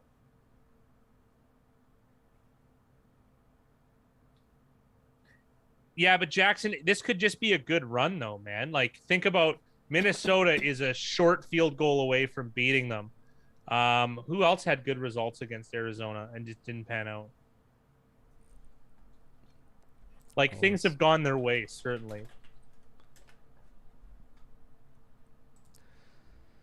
Well, let's see. They started off against the Titans in. They started off against the Titans in Tennessee. That's a good win. That's not an easy win. And they smoked them too. Like they beat the Vikings by 1 at home, which is you know what I mean. Like that's a fortunate result for the end for how it shook out at the end. Obviously, there's a million different ways a game could happen. That's just one of them. But like, you know, things kind of tilted their way, like in that coin flip, right? They beat Jacksonville in Jacksonville, which is. You know, they Whatever. should win that game. You should win that game. They beat the Rams by 17 in LA. That's a big win. That's a big win. They won by a touchdown against the 49ers, which seems that's a good result for them. And then they beat they played Trey Lance too, so it was like it's you know what I mean? Yeah, and they beat the Browns to an injured Browns team, right? They beat the Texans. So it's been a you know, it's just so like it's very interesting how like square people they'll look at the records and go, "What a dude! I love that type of running." My God, that's just so good. You see him just lower the shoulder, and there's just no way. There's no way. There's no way you're stopping that. He's been quick. He's been agile. He's been powerful. He's played very, very well.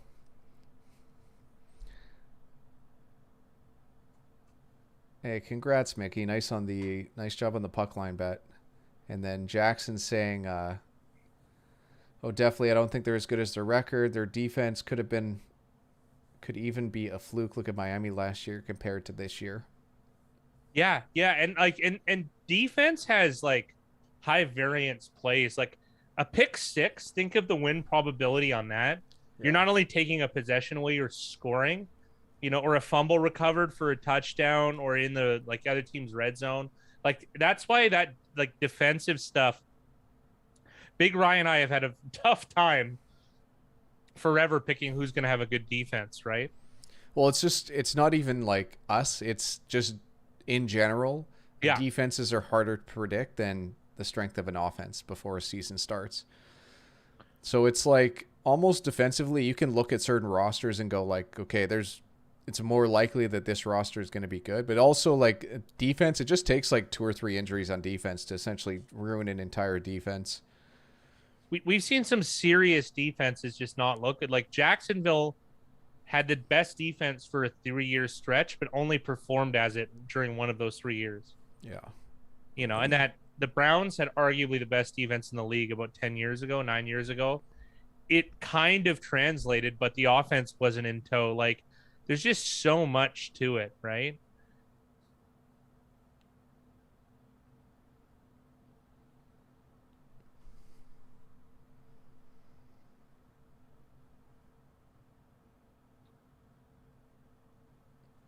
And Mickey highlighting that the Jags had the Cardinals on the ropes. They did, and that's the beauty of football. And like they're even the Jags were a live dog, right? I like to think that Detroit's much more of a live dog than any of them, but betting market rankings only have Cardinals at third. Yeah, that's fair. But like what I do like is like kind of the um let's say, advancement of like everyone here is on Green Bay because the price is good, because we all think deep down the same thing. Like, these are pretty close teams in terms of like overall ability. And then if you're going to give me points, you know what I mean? Or like, you're going to give me like, what was the closing line on money line? Like plus 235. 235. Yeah. We think the Cardinals are small favorites, but plus 235, just seems a little bit big, even with the injuries, right?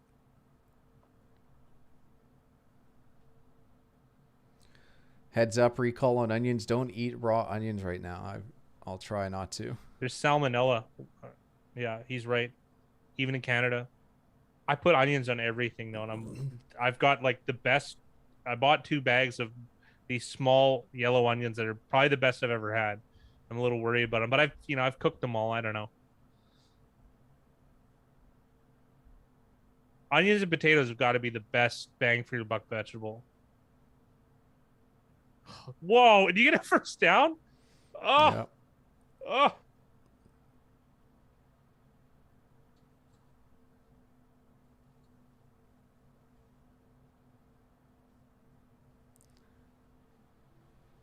Dude, look at that burst, man. And he gets small in there. Oh, it looks so good.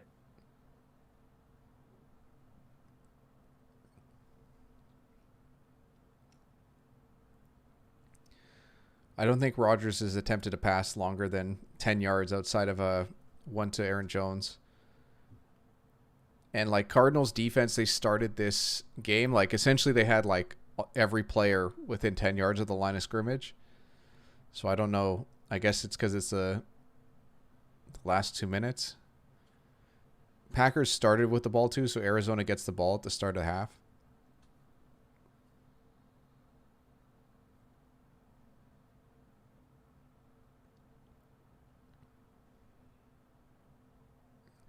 I got a feeling we're going to see a timeout here from Arizona.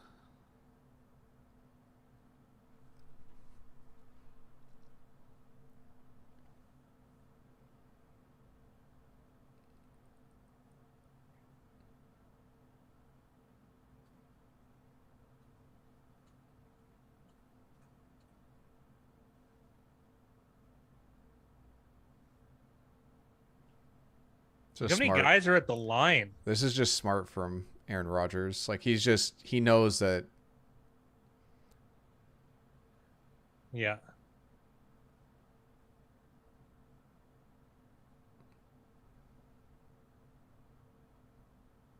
This is beauty from him. Oh man, it almost doesn't matter because there's only 5 seconds left on the clock. They would have got it. They would have had like a 57-yard field goal attempt. Yeah.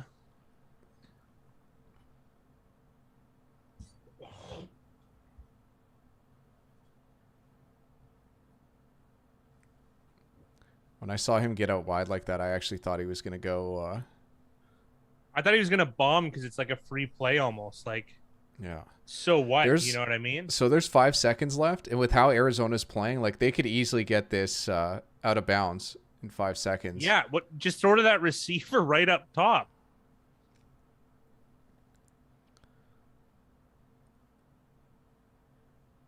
Ah, 5 seconds is like pretty close, like you're cutting it close, but I think they can get it done. I'm actually kind of upset they used a timeout there, but I don't think yeah, they me have enough too. experience on the outside to like Yeah. reliably get that done.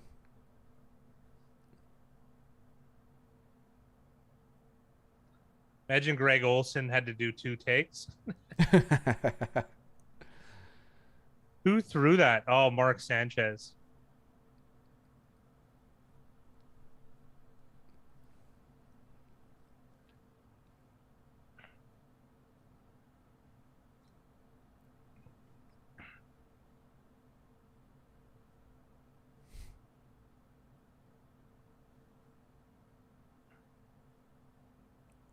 I don't know why they're highlighting.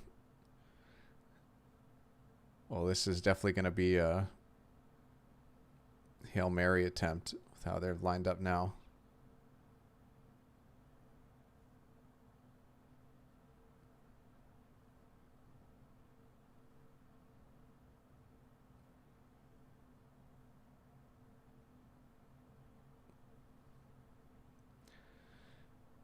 It looks like it was intercepted.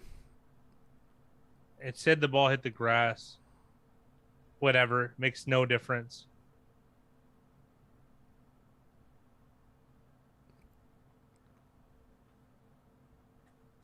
Yeah.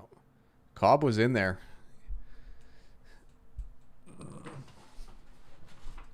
Well, an exciting first half for Packers backers.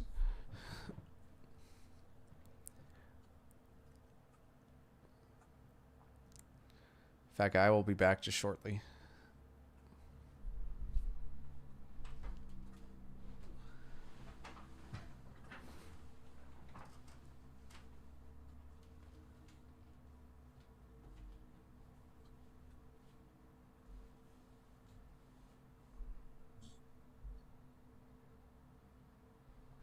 It's like someone's pulling on Big Rye's hair.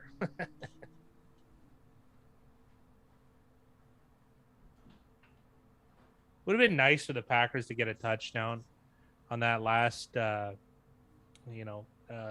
zone attempt. See you, Jackson. Have a good one, buddy. Oh, fantasy football. Am I starting anybody in these games?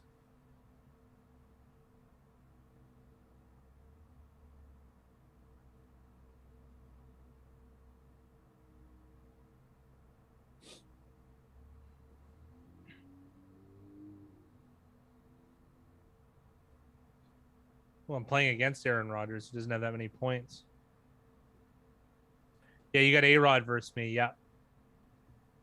He's obviously playing well, just not translating into points.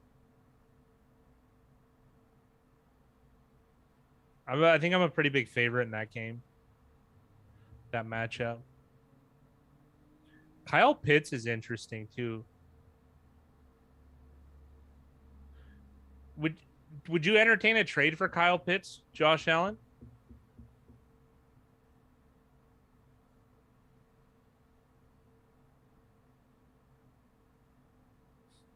I'm looking at it right now. I have lots of running backs, but I don't know if I can give up a running back.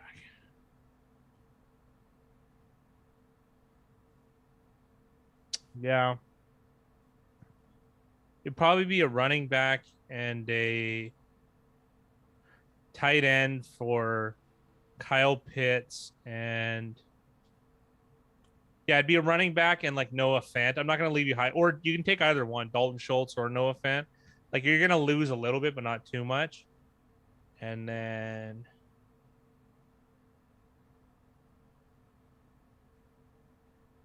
let me think here.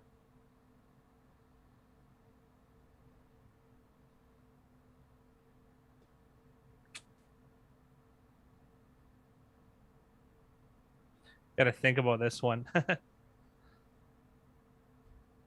only running backs I could trade you are Damian Harris or David Montgomery, and I'd need a running back with them, just a lesser one.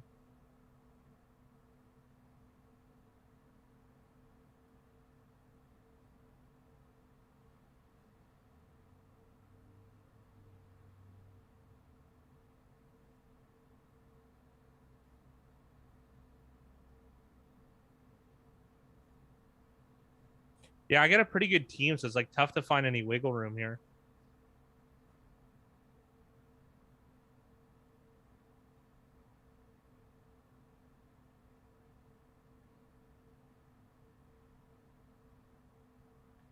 Did like the no receiver thing.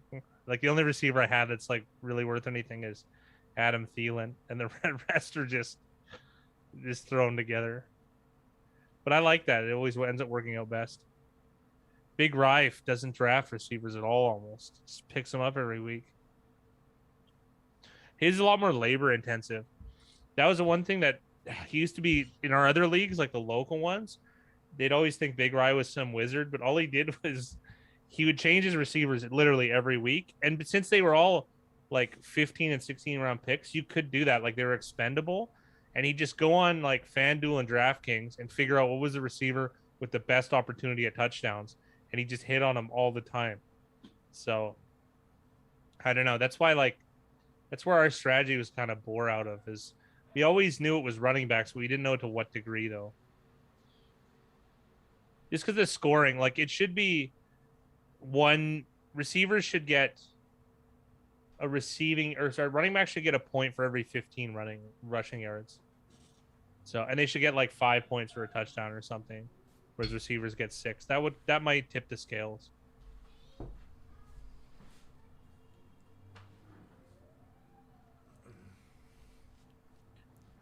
They're just talking about how Hopkins was left the game in the first quarter. Has he been ruled out, or he's questionable, and he's probably not coming back, is what they were alluding to.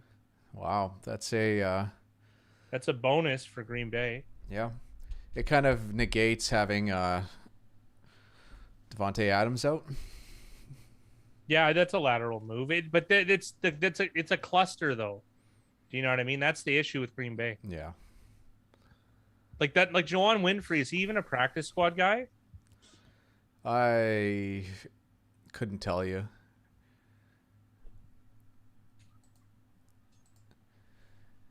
So we had some interesting conversation earlier about home field advantage, and I'm not sure if you saw, but Mickey shared a Visson, essentially like an article from their betting. I forget what you call it, like a package. Yeah.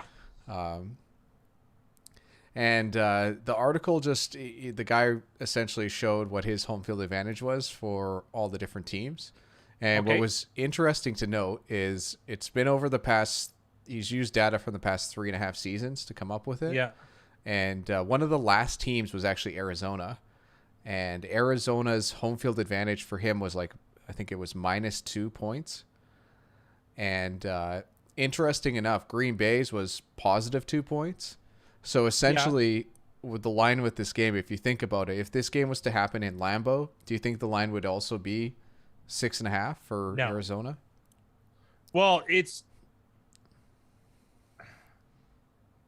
hold on. Oh, okay. So hold on. Explain that -2 then. So it closed at 6.5, didn't it? It ended up closing at 6.5, but I guess you remember how we've had that talk about do we ever give a team like a negative home field advantage? Like a team do the New York Jets right now. So they're technically 8.5 point favorites on neutral. Yeah. Is what according to this guy's numbers over the last 3.5 seasons. I don't buy that.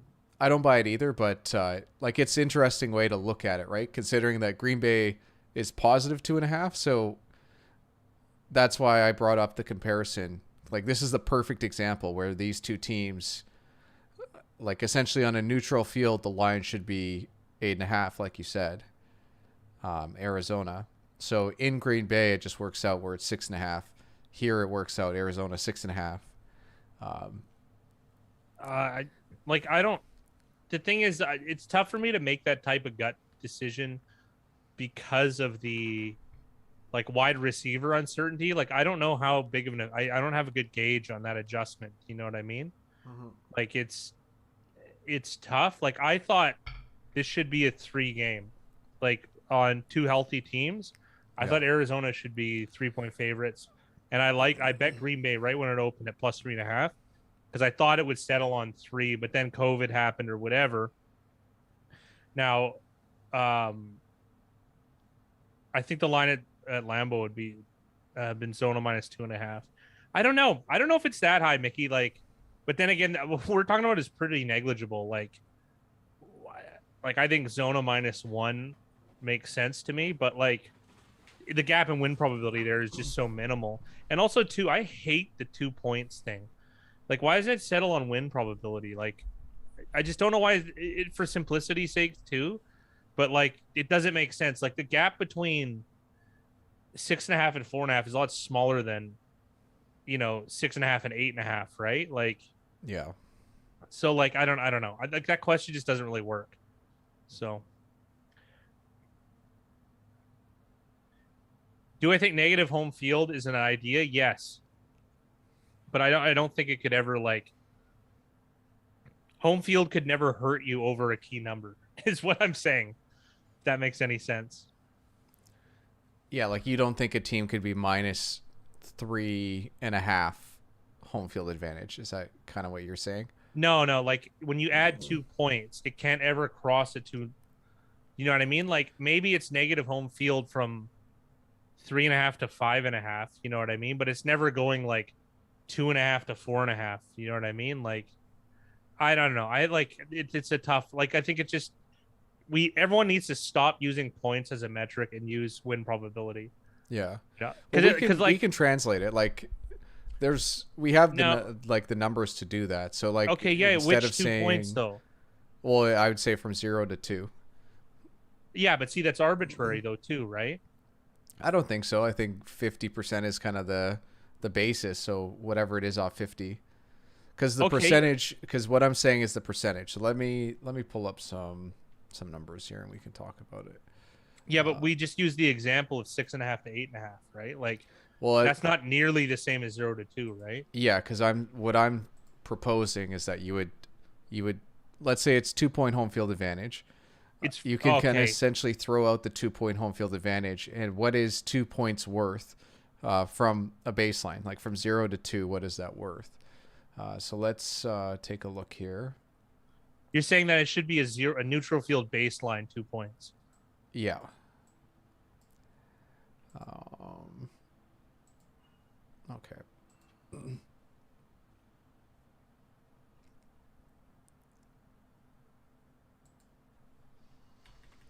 So, like for instance, uh,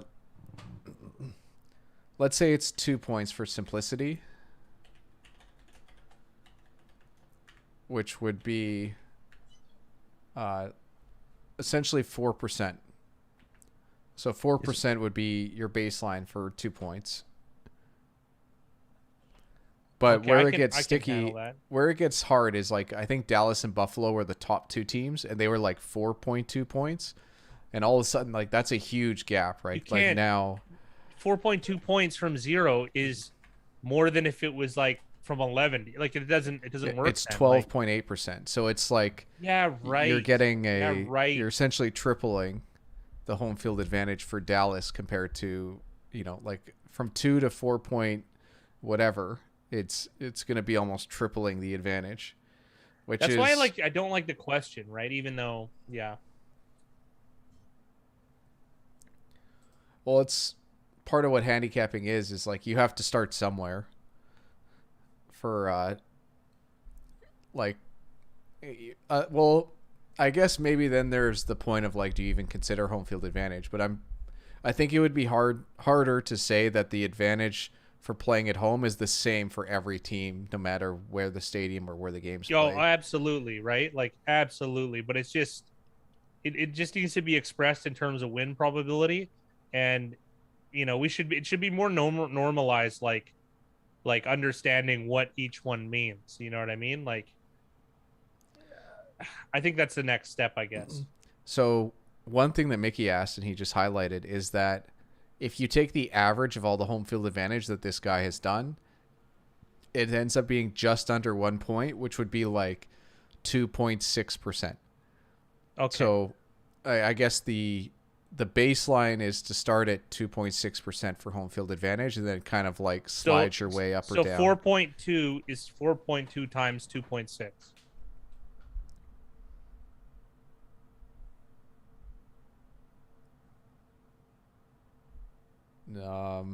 I guess that's one way of thinking about it. Like now it just becomes like a how much do you want to apply like the home field advantage, right? Like if anything, it's a good way to at least create like a range. You could use like standard deviation, like how far. Yeah, okay.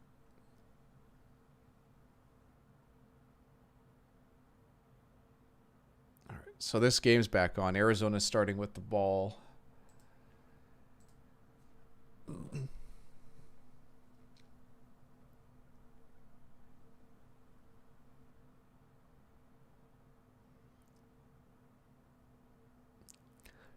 Oh, that This looks like a is sack. yeah. This has kind Yeah. of been the night for Kyler Murray. Right on.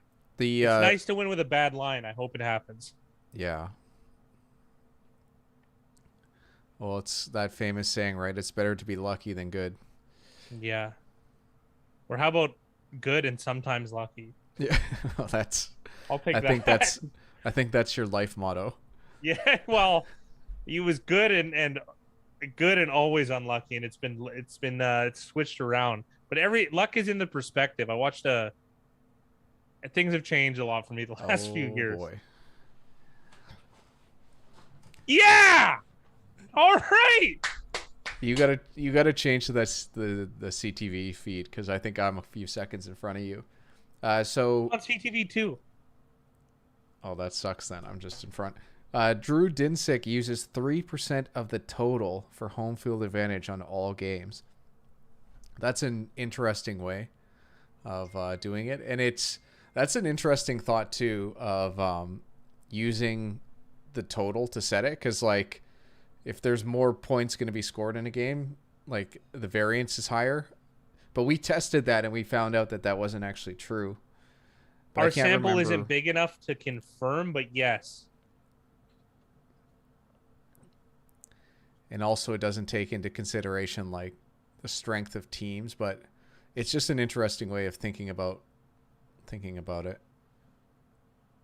So that's a huge like that turnover and where it happened is a huge change in win probability. I didn't actually see what the live line is after that play. Well, Gary Player is right.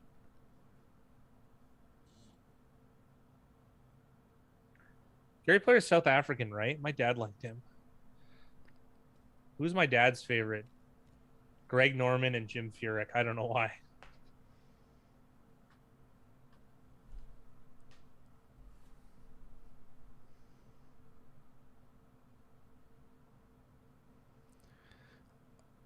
Oh, I don't know if it's been miscommunication. I don't know if it's been like Rodgers is just off on these throws. I don't know if it's just he's expecting receivers to be in different spots. Because I think he's supposed to run. It's probably a little bit of both. I think he's supposed to run like on the line of scrimmage there. Either way, 3rd and 3. It would be a shame if they ended up. Be another shit. They have to like get some yards and go for it. Like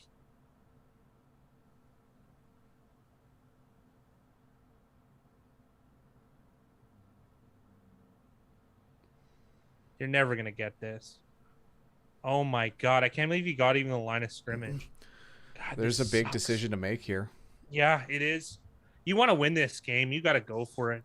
Well, they kicked a field goal earlier in a very similar situation, so I'm interested to see what they do here. It looks like Rodgers is staying on the field. I love it. You got Aaron Rodgers. You got Aaron Rodgers, dude. It looks like Rodgers is calling this play, but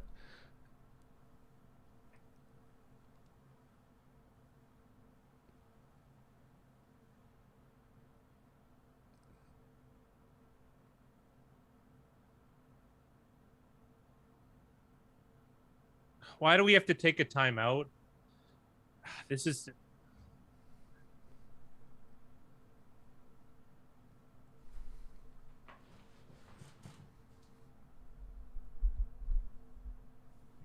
to win Terry's money.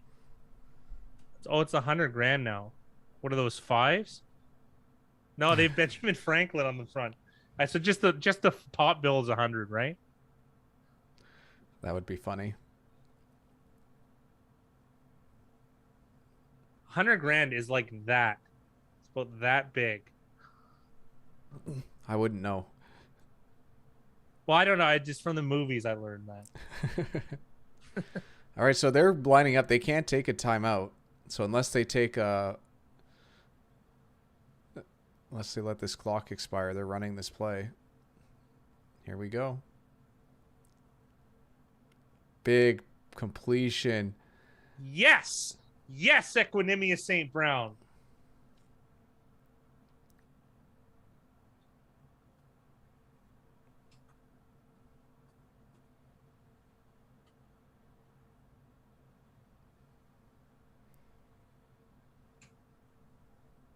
So before that play, Green Bay was minus 130 on the live line, and they haven't posted anything up yet, but I guess we'll get an idea after this next time it posts up. I touch all day.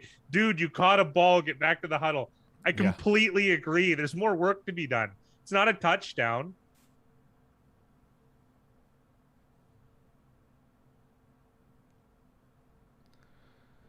Man, that could have been picked Woo! off. There's a flag on this play. Watch this be a procedure. It's got to be on the defense because the live line's up and it's minus 228 for the Packers. Oh, that's definitely on hit to the quarterback. Look at his helmet. I'm very surprised that Byron Murphy Jr. didn't pick that ball off, to be honest, because he was in great position. He's looking back at the ball.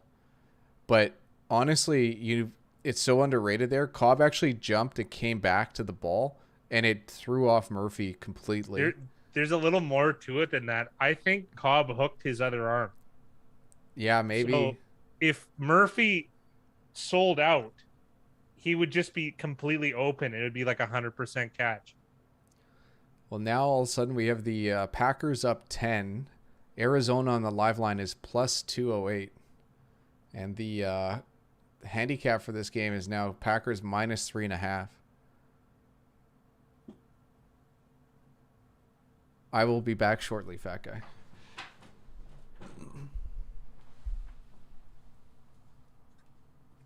Could you imagine if Rodgers got ruled out for concussion on that play? Like, what would the line be now? I don't even know what you could set it at. I'll be back. Arizona minus 3. No, because it'd be down. They'd be down, what, 10? Arizona minus 3.5. Arizona scoring 2 touchdowns. Yeah, that makes sense.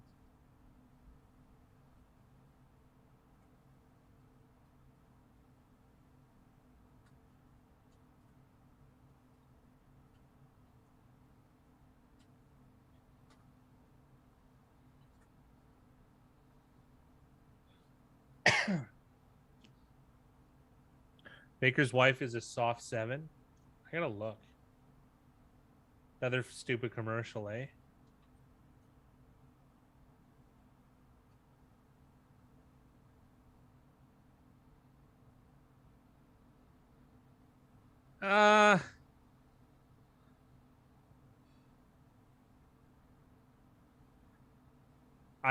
Mickey, I'm gonna have to agree with you. And this is gonna sound like an asshole thing to say. I've got a lot better kills than that one. You know, it's one of those weird faces you don't trust, like that of a politician. It's kind of like, I'm not saying she looks like Hillary Clinton, but you get the same vibe of untrustworthiness. You know what I mean? She's like she's like a young Meryl Streep. I don't know why I never found Meryl Streep's not. I don't know. It's like the version of her in Death Becomes Her, kind of.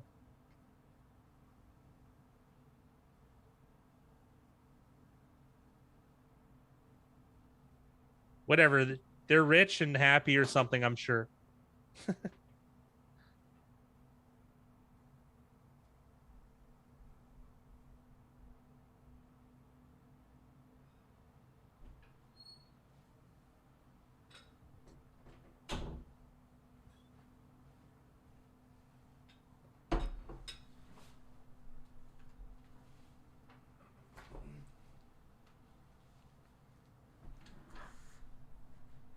They live in a stadium. Apparently, eh?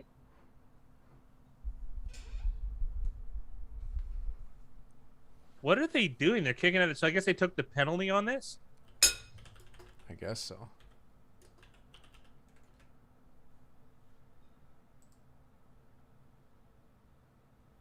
Oh, well, that could have been at the 15. Demetrius Harris. Is he? Demetrius Harris is 6'8", right? He's really tall.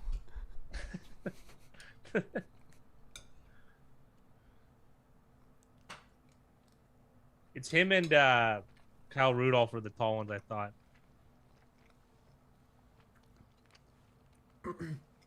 6'7". All right. Jerk's got an inch on me. I'm heavier. How about that? It's a good thing, right?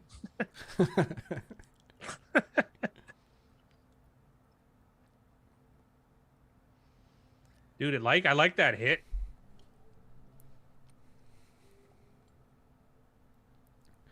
I want to double check if that's who I think it is. Yeah, it is Rasul Douglas, ex-Cardinal. I just got lost in Randall Cobb's eyes. It happens to me, too.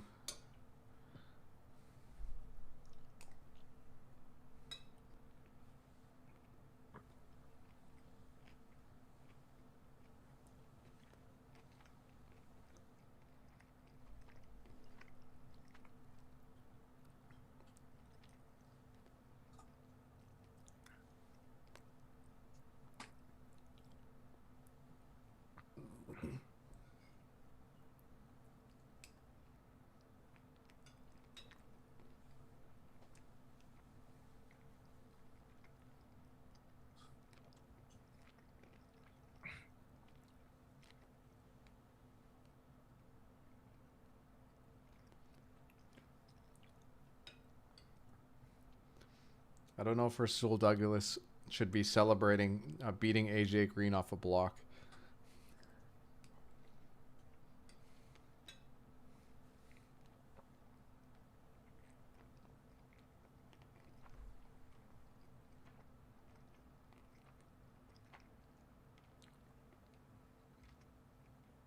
Big pass here and out. Green's got a lot of targets this drive.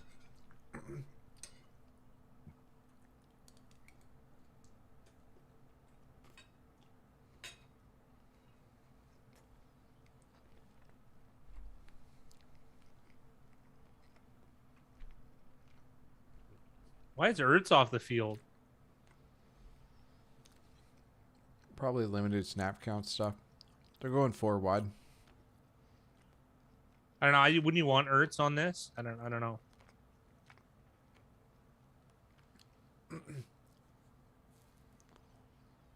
Green again. He's gassed too.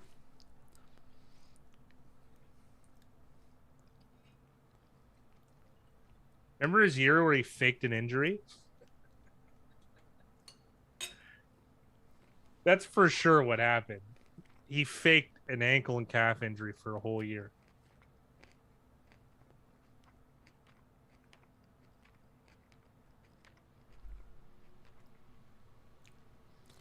Now Arizona has a decision to make.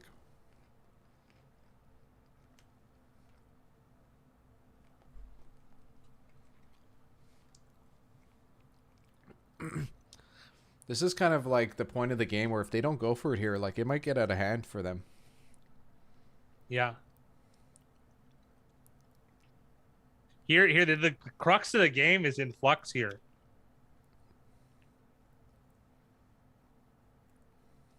They're 5 for 5. Speaking of, get closer to the receivers here, guys. You're playing off them too much.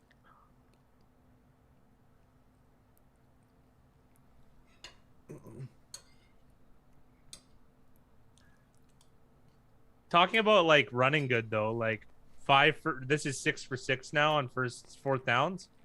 Like think about that effect on your season. Mm-hmm. You don't get them.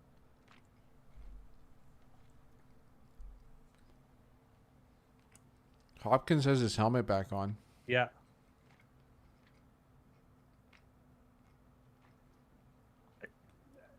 Jay's got the right idea about congruency of rules. Oh man. Life at the outpost, eh, Big Rye? Holy.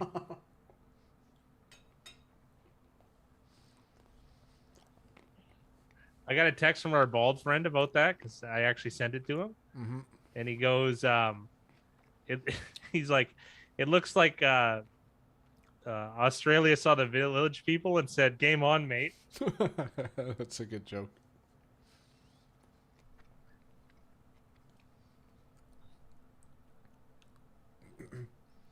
That was a late flag on that last Yeah. play, but first and 5 cards now. Why don't we have like Shade over there? Oh, he came right up. I like it.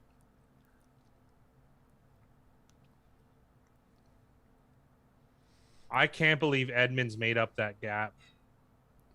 Adrian Amos came in and laid the hammer down. Yeah, it was a big hit.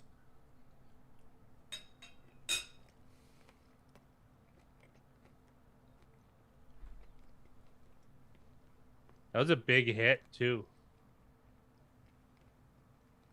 Edmonds has been a good player, like one of the best backups for years now.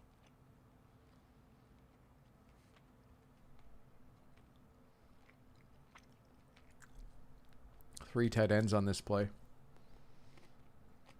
With no running back. That play was definitely designed to get Hopkins the ball. Was he got a one-on-one, right? Why not shade a guy over there? I don't like have a guy cover inside. There's no running back, right? Like, well, that's where the safety should come down. Like, I don't know exactly what defense they were in, but and have Stokes play 21 play deep, right? nice cut up the field by Ertz. Oh, He's man, made 2 big plays with his legs for the Cardinals so far in his early Cards career.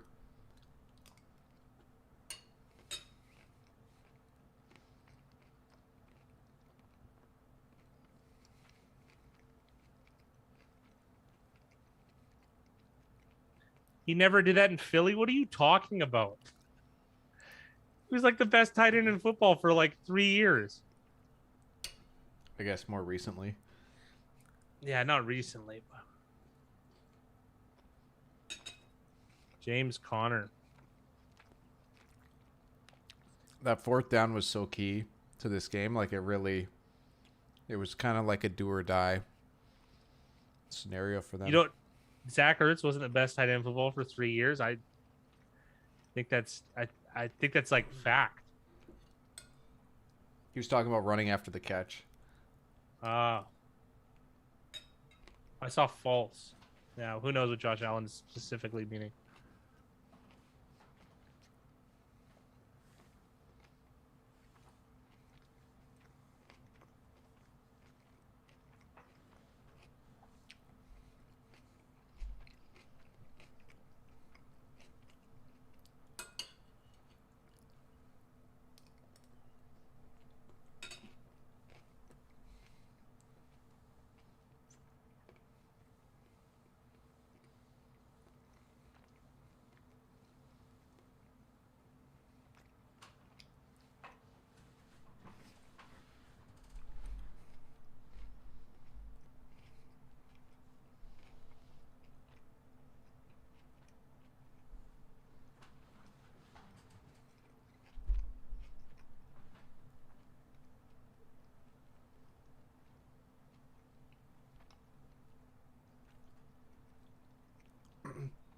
I have a chicken cashew for dinner tonight.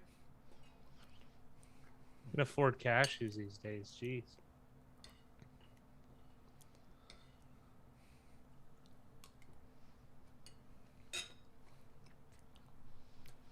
I got them because onions were so super cheap.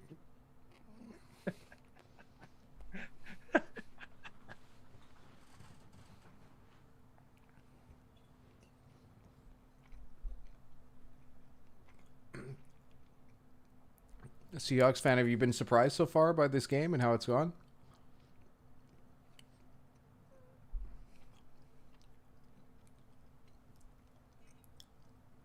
Seahawks fan was here at the start of the stream, and he felt like there was no way that the Packers could keep it close, and that he felt like Arizona was going to blow them out. Well, it's still possible. That's true. Oh yes, it's definitely just absolutely drenched in some young guy.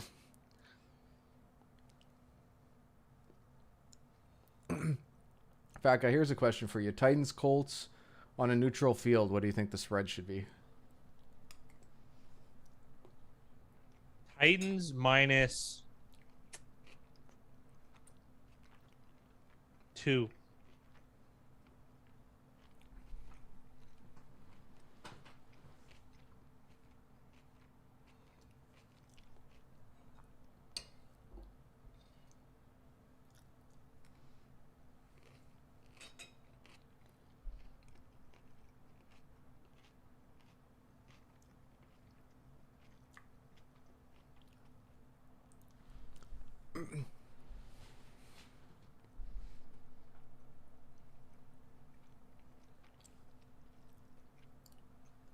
That Titans Colts line is tough for me. I like closing line value. I'm like, okay, Titans. Oh But like, boy. oh man, big hit.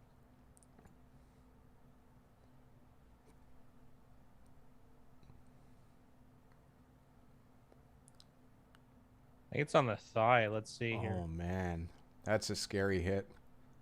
Oh, he might have knocked himself out and hurt his neck. I think so.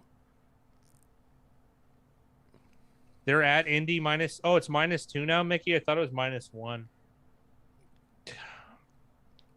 I guess 3 is like the only comparison, but like, I don't know. I still think 2 is right. Like I think the Colts are gonna win. Like my gut says the Colts are gonna beat them, and it'll be like a nice win for the Colts. But like closing line value for the video, we took the Titans because we felt it was better value. Like, and I guess we succeeded in that venture. But like, it's one of those ones where I like the Titans at a gut feeling. So You mean like the Colts?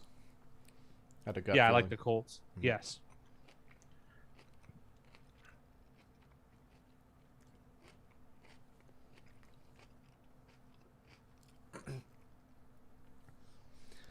See, I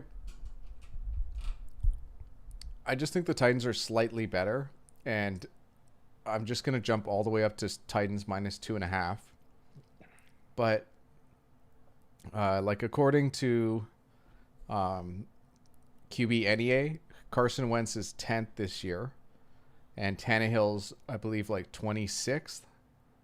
So even though like neither team has looked great, like Tennessee is just like, I feel like Tennessee's passed the eye test more than Indy just because of Derrick Henry. And I don't know if that eye test is like, that's why I'm having such a tough time. And maybe if I'm having such a tough time, like I should have just made it a pick 'em on a neutral field. Like, am I giving too much credit to how well Tennessee's played over the last season or and a half or so? Like, because I feel like I'm taking a lot of that into consideration, and then a lot of just Indy having a what I feel like is a slow start to this year.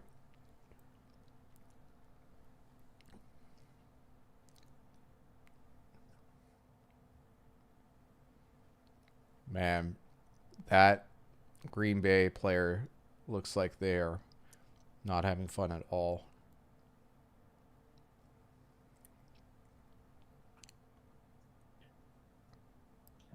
This isn't going to help special teams going forward in terms of the owners meeting.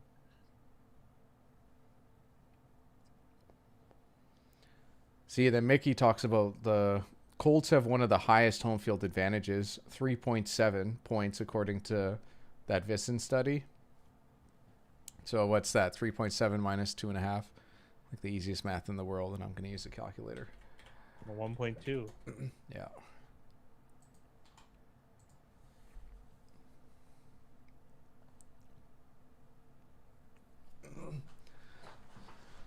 But it's like, it's so easy to have like a half point here, half point there, and to be off by just a little bit. Like really what it comes down to is the key numbers. Like I don't think I could give either side 3. So really it's like how much do you want to give them between 2.5 and 2.5 on either side? That's a tough question. I like that one better though. Like it's Well, like if you got 3.5 on either side, you take the 3.5, right? yeah, oh, it's not even close. Yeah. If you get 3 on either side, are you taking the I'll favorite? take the dog. Yeah, exactly. Like it's to me like anything between 2.5 and 2.5, Like I just don't see a ton of value. I'd want like plus 105 on the Colts, and I would be like, plus 115. I'm like, I'm definitely taking the Colts. Minus 120, or minus 115. I'm definitely taking the Titans. There you go.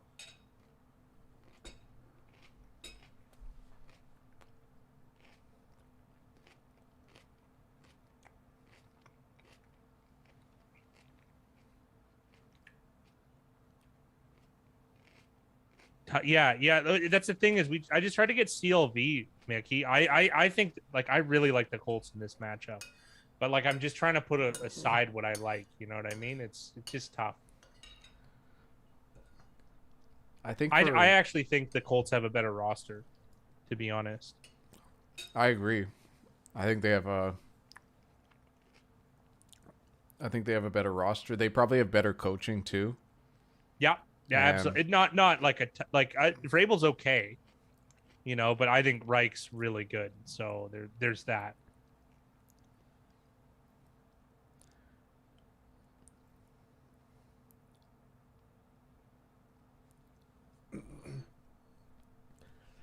Seahawks fan said he thinks every team should start with the ball at their own 10 or 15. Kickoffs are pretty much a waste of time. And 25-yard line is too much of a head start. I know they moved it to the 25-yard line to like encourage more scoring.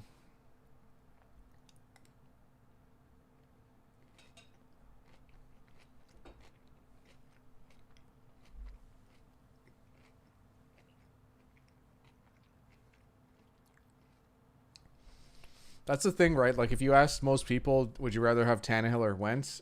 I think a lot of people would say Tannehill, but Wentz has been, analytically, Wentz has been the better quarterback this year. Yeah, but you got to think like, how do I put this? Okay, Wentz at his best is marginally better than Tannehill at playing his average. Do you know what I mean? Tannehill playing his best football is far better than Wentz at this stage in their careers. Like Wentz is having a nice season, sure, but like Tannehill has really turned it on. Those really big games where he has to throw it, he's done it. Oh, like using last season's not even close, for the season before that. Like Tannehill's been way better. I'm talking just this season from this 7-game sample. Like analytically, Wentz has played way better than Tannehill. Like those are the two guys where it's like, oh, I'm very surprised that Wentz is this high, and Tannehill's the opposite. He's like, oh, he's the guy I'm surprised is this low. And really, that's the only thing like in my head that really makes me like just stay away. Like, but I see game script wise though. Like, how do I put this? Like the Titans game. Like, I don't think that's possible. Or sorry, the Seahawks game. I don't think that's possible with Carson Wentz. I don't. Like, I don't think you can come back in a game. You know, because to be honest, they're pretty similar running teams. They are. It's just like it's not a like. I guess I think Wentz is better at having like an average game manager game. If that makes any sense. Just the styles of performance are different, right? It's kind of it's almost like, to put it like on an extreme measure, like Jameis Winston versus Alex Smith, right? You might end up with the same number, right? But it's still, in certain situations, I'd rather have different guys. I think if we used that example of fantasy draft lately. I think if I was going to fantasy That could have draft been a though, like touchdown. I'd be taking Tannehill over Wentz in a fantasy draft. Oh, in terms of if you were starting a franchise, without Yeah, like question, if I had to win a that's a game lot. tomorrow, like I'd rather have Tannehill. I Yeah, but just a lot of that has okay, and also too, you're thinking long term with that fantasy draft. Health is is by way better far for on Tannehill's Tannehill. side. Yeah, It's that's not even true. close. The other guy, he's lost his legs significantly. Jonathan Taylor, Mickey. Yeah, I think those guys have similar run games. Even though Henry gets all the glory, I think that Indy has similar run games to a similar run game to Tennessee. If anything, I Indy's just is stronger just because they have. I think you have to give a slight edge to Indy's O line, and I think they just have more depth at the position overall to be able to do it more consistently. well, that's the other thing about, like, when you think of how the team's built, I prefer how Indy is built, because no one there is like, they have extreme production out of very little money. They have three guys running the ball: Jonathan Taylor, Naeem Hines, who has become a good player, like a multifaceted player, one that me and Big Rye didn't see. We wouldn't have thought that would happen. And Marlon Mack, right? So, like, I don't know. And combined, those guys are getting paid significantly less than Henry. Yes. Oh, yeah. Oh, Tanyan is just. And here we go. That's really I bad. I think that's an ACL, Yeah. MCL type of deal. It looked like a non-con. Like, I guess he was That's in so contact. unfortunate. Oh man, that was instantaneous. Because he probably would have thrown that guy off.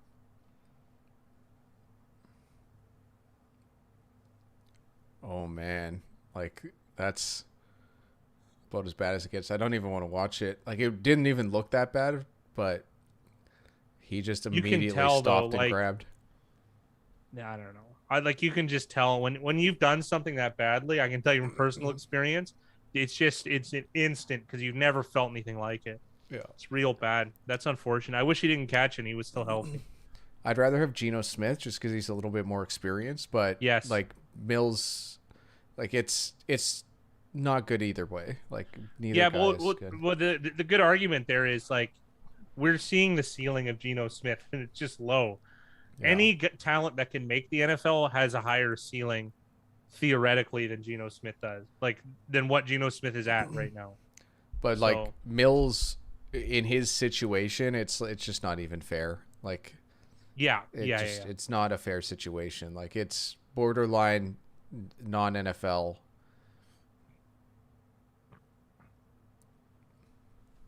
It's one of the worst situations we've seen, Yeah. and that's including the Browns. Like,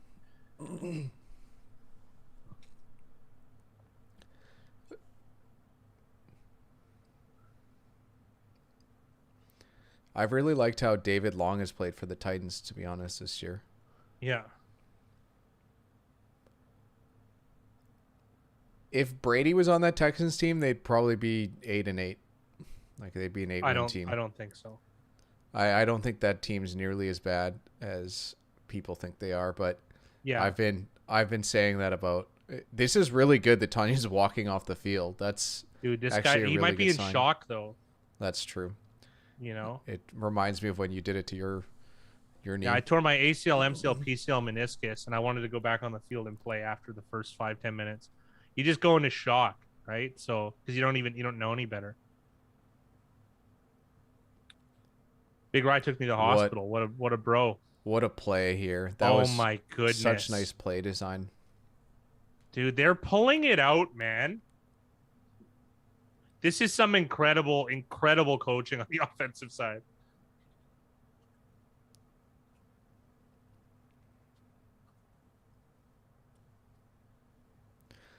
Tyrod Taylor is supposed to be coming back soon, and that's going to be a pretty big lift for the That'd be a Texans. big boost, dude.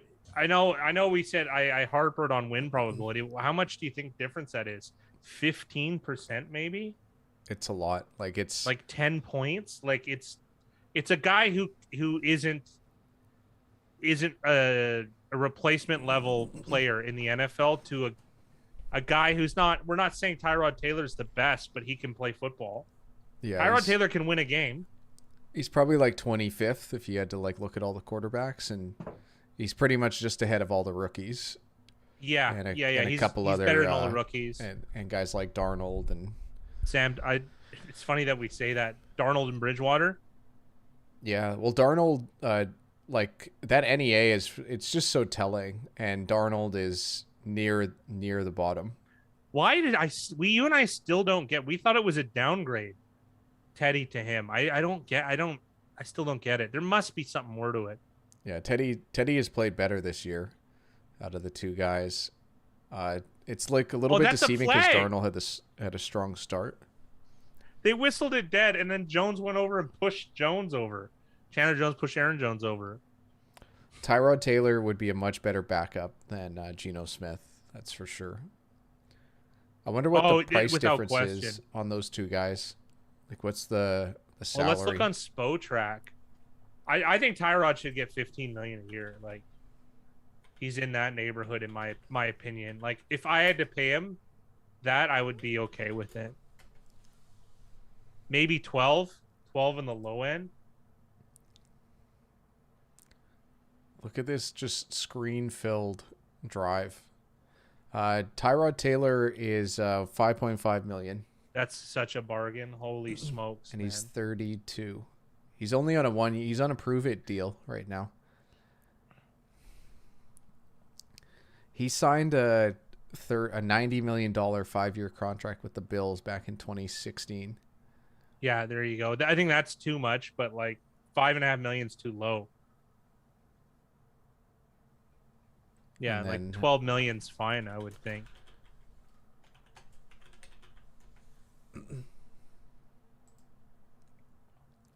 I like this idiom. Tyrod ain't gonna set any track records, but ain't gonna wreck the car either. I completely agree. Like, if you had a team with a really good defense, you would be a playoff team with Tyrod Taylor. Geno Smith, $1.2 million. Yeah, well, Geno Smith's like, you're getting what you pay for there. You know what? Like, he's been in the league since 2013, and Geno Smith, where can you, they have to have like a total.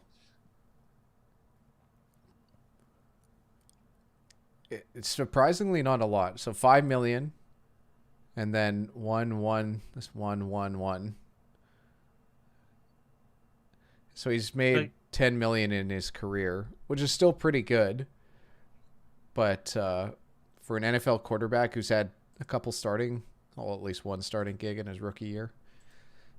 Well, he's a very fringe NFL player. Well, Mills is on a rookie deal, and he's a 3rd-round pick, so probably like $500,000, maybe $450,000.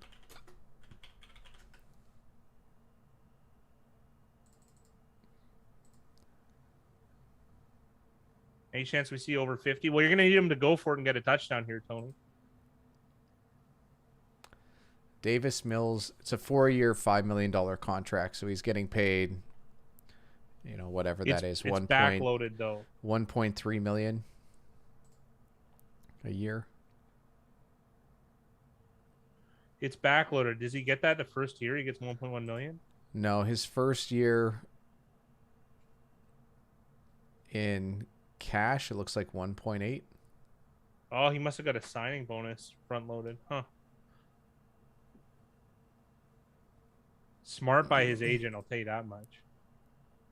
Because usually it doesn't work that way. Yeah. I don't think. Well, a lot of these, like a 3rd-round pick, like he's going to stay with the team for these 4 years, and he's penciled in as their cheap backup for the future. Like, that's really what he is. And it just so happens that he had to come in probably earlier than they wanted. But at the same time, like, if the Texans The Texans really should be throwing this year. But also, do the Texans even have their first round pick? I don't know. I think it's called Tankathon is the good one for that.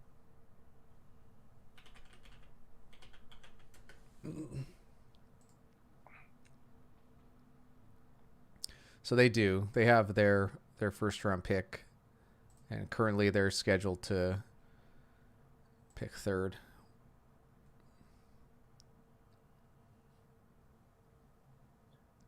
And what a catch by Randall Cobb. Touchdown, Randall Cobb. Right on. Oh, I love it. I love winning with a bad line, possibly. You know what's huge next year is that right now, Philly has Miami's first round pick, and Miami is scheduled to pick second. So Philly could pick as high as second if Miami continues to. That value. And what they traded for a wide receiver. Is that Waddle? Yes.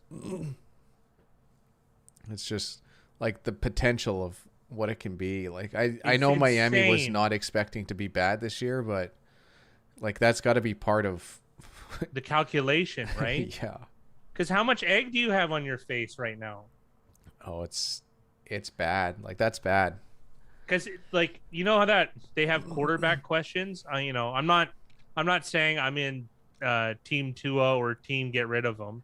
That my opinion is irrelevant. But that uncertainty, if you do have it, can be taken care of with the second overall pick. Well, you know what's crazy? Just looking at this right now, if the season was to end today, Philly has 3 picks in the first 13 because they have Indy's first round pick, they have their own, which is 6th, and they have Miami, which is right now 2nd. How crazy would that be? In recent history, I can't remember a team having 3 picks in the first 13.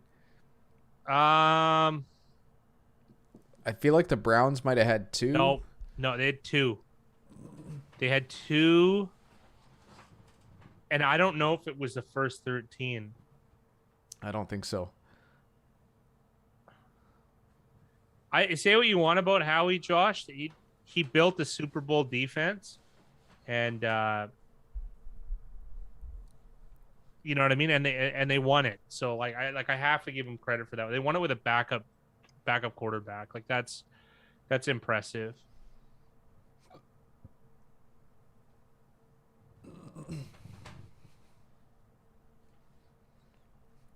Oh, Clelin Ferrell, Abram, and Jacobs. I don't think so. It was Jacobs then Abram, and I think those were later picks.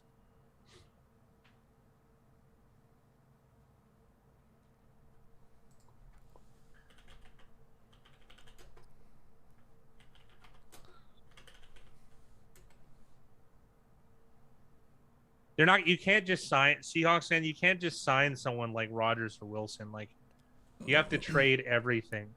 Yeah, they were all first round, but they weren't that high, Josh. Farrell was 4, Josh Jacobs was 24, and Jonathan Abram was 27. And they also had Trayvon Mullen at 40. Like, they had 4 picks in the top 40. Trayvon Mullen has probably worked out the best out of all those guys. Yeah. Max Crosby was the 4th round pick. And then there's your best pick of the draft. Foster Moreau was round 4. That's a good draft. Hunter Renfrow, round 5. Holy smokes. They hit on every player almost. Well, I was passing up the other guys. The other thing, too, is like that roster was so bad. It doesn't matter who you drafted. They were going to come in and play. Yeah. And like Farrell's not exactly a great player, but missing on Farrell was pretty bad. Yeah. Who's the Super Bowl favorite in AFC? Yeah, it's got to be the Chiefs. No, it isn't. Well, Bills then? 100% Bills. Because the Chiefs are only like 45% to make the playoffs. Like, it's that difficult at this point. It's 100% Bills. Bills by an absolute mile.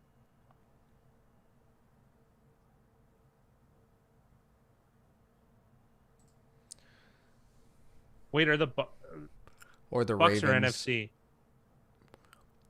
It's Ravens. Interception. Oh.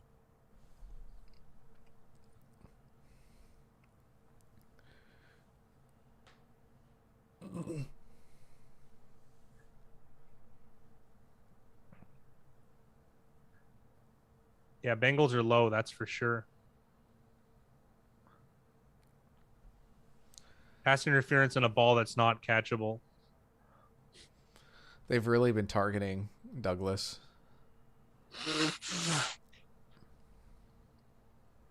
That ball wasn't catchable at all. You did, Mickey.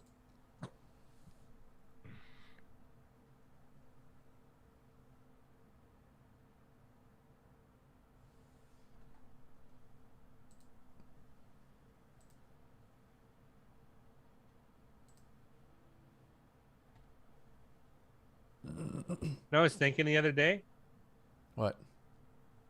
with the right editing, Mrs. Doubtfire could be a gruesome horror movie. Probably just a couple of music changes and it would be Yeah, there. I mean, really, yeah. Some cut scenes. So I'm just looking at the odds in the AFC. Bills are plus 223 to make the Super Bowl. Then the Ravens at 5-1, Chiefs 5-1, and then Titans, Chargers, the only other teams. Well, and the Browns. Browns 9-1 to make the Super Bowl.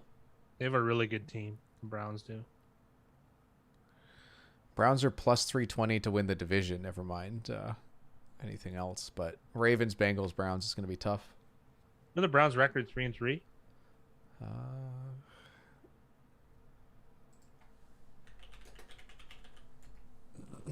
He might have done some damage there. Browns are 4-3. They're only one game back. I love the Browns right now. Going forward, I think they're the most likely team to win one or more Super Bowls in the next like 5-6 years, which sounds nuts. Man, I think that the Chiefs, it's going to be tough when you spend $55 million on a quarterback. It's just not a lot of money. You know what I mean? Well, it's the drafting becomes like everything always comes back to drafting. Like drafting is just so important. Like really what the Chiefs need to do is they need to be like essentially trading some of these guys that are going to be leaving that they can't afford Hill and bring and Kelsey. In. Yeah, and like and those are guys you're not going to be able to replace, but like you're also not going to be able to get enough draft capital. Really, you can moneyball it though, and you can replace him by group. Like if you have average skill position players and a stacked O line with Mahomes, you're going to be able to beat anybody.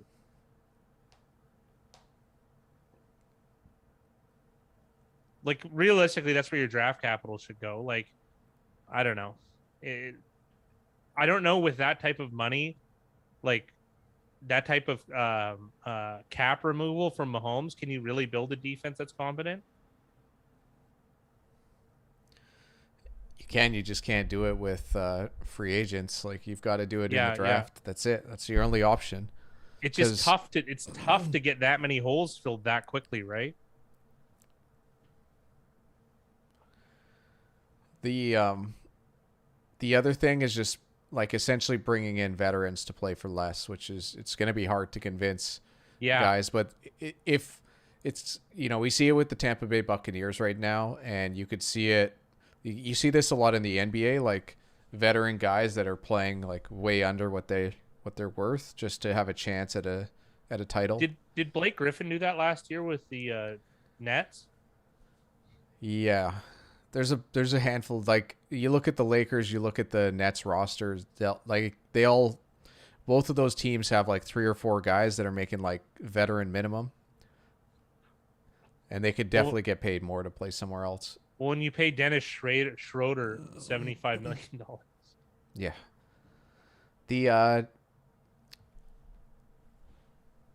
I don't see any trade deadline moves, but I also don't follow along with whatever the rumors are. Like if trades happens, they happen. It's so hard in the NFL to make like trades that are actually going to impact the rest of the season.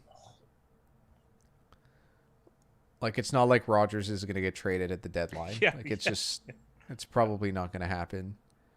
And like maybe like one or two big key like defensive type guys can come in and make an impact, but You got to pick guys that are scheme specific too, and that's why it's not as malleable in the NFL. You know what I mean? Like, okay, like a corner for the most part, but like D linemen and linebackers, not so much. An O lineman, I think, that's someone that could help you right away.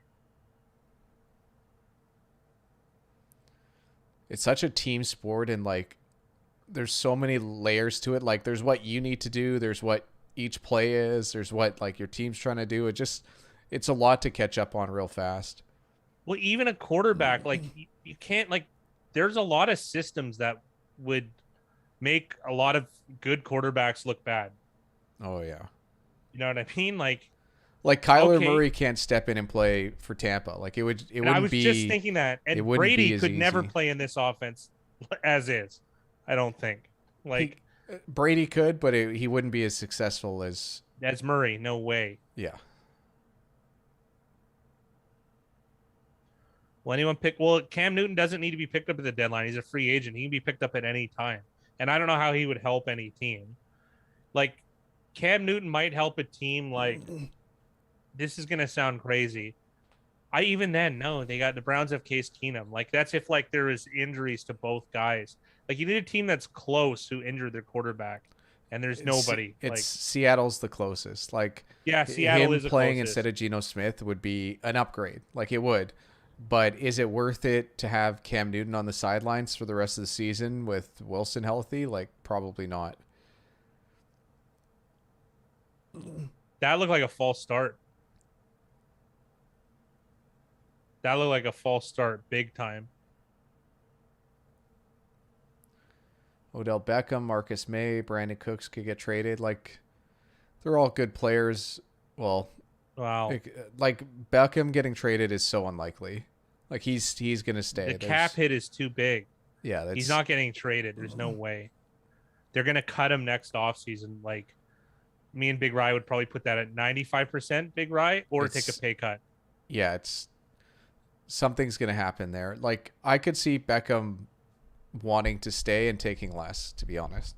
Yeah, but But the amount he's gonna have to take less, I don't think he'd understand. Like he's a $3 million player, right?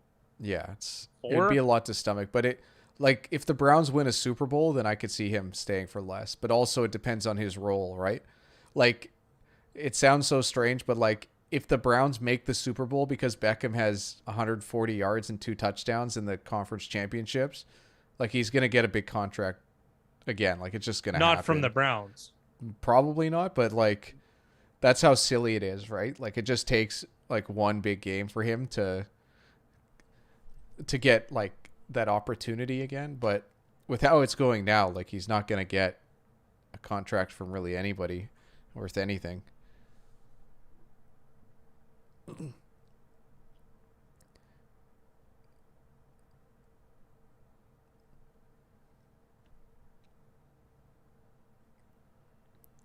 Yeah, Ertz with a nice play on that fourth down.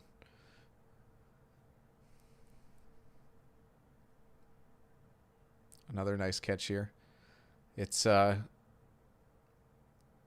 Ertz can be a pretty nice mismatch against you know, essentially what is a lineman in Devondre Campbell.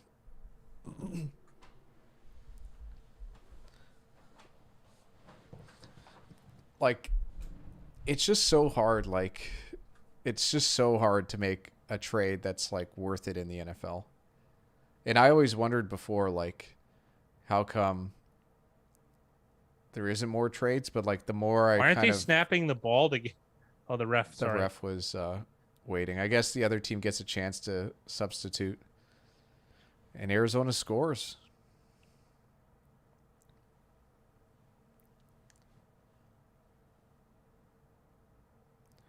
I don't think it would matter, It would Seahawks fan. Who it would cares? actually be like a Worse. negative. Like Yeah. Beckham has been like everyone thinks of that one-handed catch, Beckham and the guy who was scoring 80-yard Not the touchdowns. guy Like that dropped 6 passes in the last 2 weeks. he's a liability right now on the football field. Like Christian Kirk, much better player than Odell Beckham at this point. Much better. And then they have AJ Green too. Like I don't know. I'd rather Andy Isabella. Does that sound nuts? Yeah, because Isabella is like he can't He's even got the crack athleticism. he can't even crack the active roster. Like that's not a good situation for him. Like this is one of the most wide receiver friendly systems to play in, and if you can't crack the roster, like unless the coaches really don't like him, it's not a good look. But I know what you mean. Like we're comparing Beckham with a guy that can't even suit up for his team. Yeah, but it's a guy with like more upside. Like there's one's going down and much quieter. That's right. Yeah.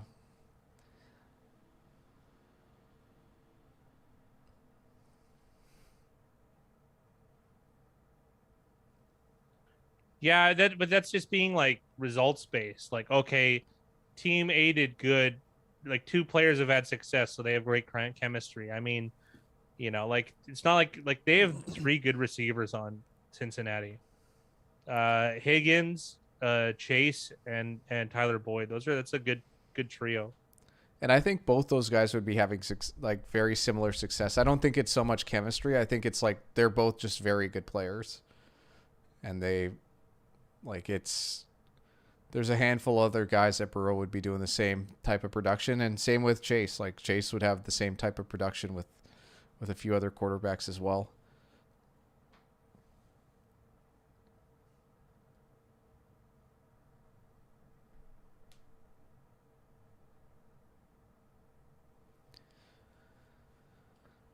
There's no live line on this game at the moment, but Green Bay still should be slight favorites to win.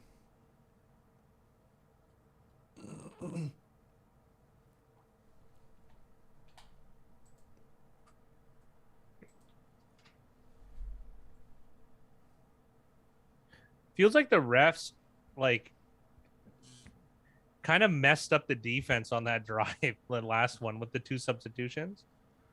James Conner on my bench, fat guy. Yeah, absolutely. I don't think he was as viable as Damian Harris. Is he probably going to get more points? Absolutely, but that still doesn't make. Do I think the choice is bad? No, I still stick by it.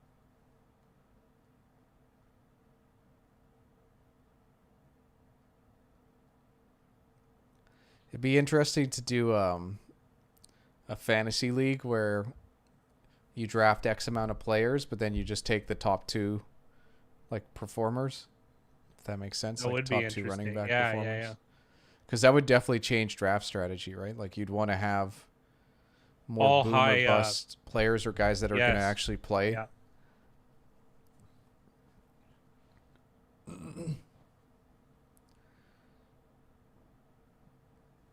Fat guy, any news on the 2 players on the kickoff? If they said anything, like Who's both asking? guys. Dylan? Oh, I mean Seahawks fan 91. Yeah. No, unsure. Best behavior Todd Field. I have no clue, Mickey. I think it's about the occult, Mickey. I saw a couple commercials for it. I don't quite remember though.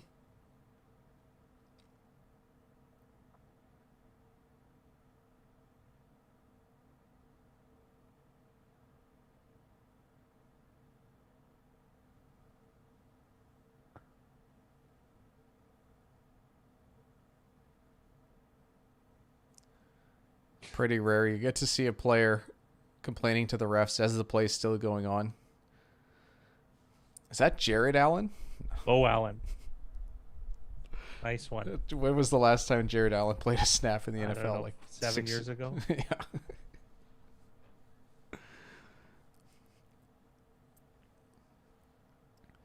Rodgers wants this play. they barely got that in time because they cut off communication at the 15-second mark. And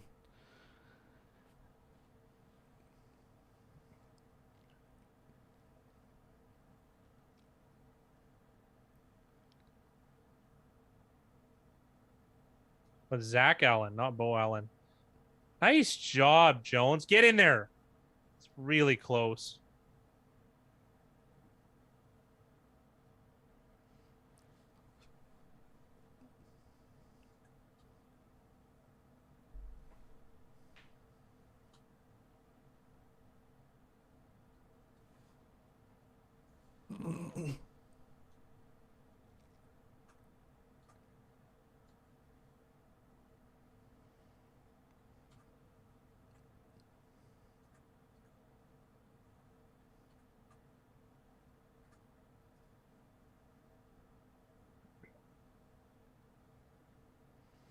nice pick play by Randall Cobb.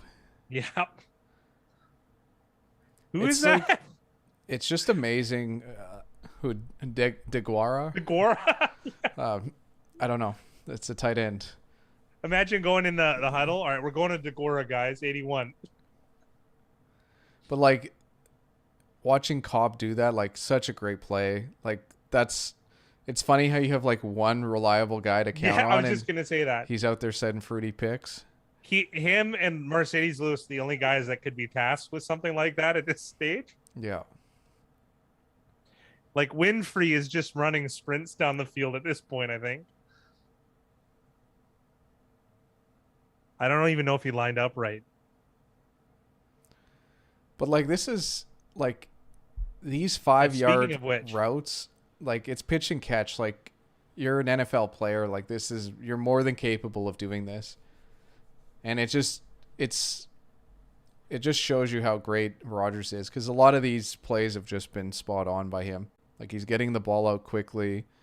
You know, he's 20 completions for 173 yards, to give you an idea of the type of productions he's had this game.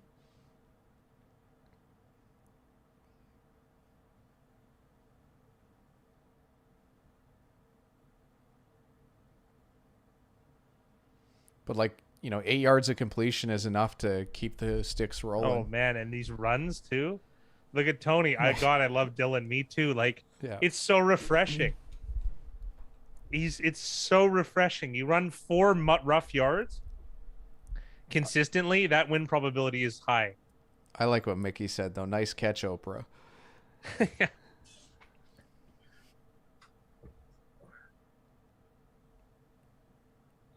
This is like if they had competent receivers that could go deep, this is like a perfectly run offense. Look at these time of possession, eh?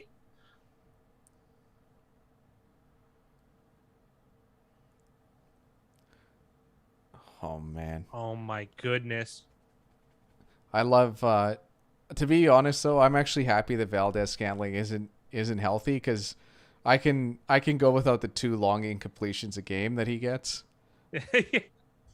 I think MVS would have a pretty good. Oh my goodness. He was right when Troy Aikman said if he doesn't knock that ball out, that might be a touchdown. He's right. Like, look at these egg on your face plays from Winfrey.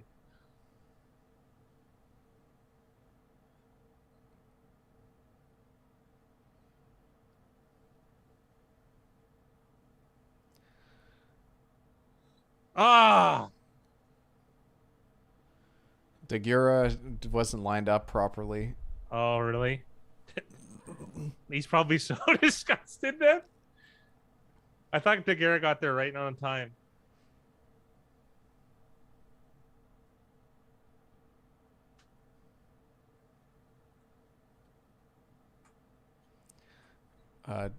That drawing of Ben Roethlisberger is very Santa-esque.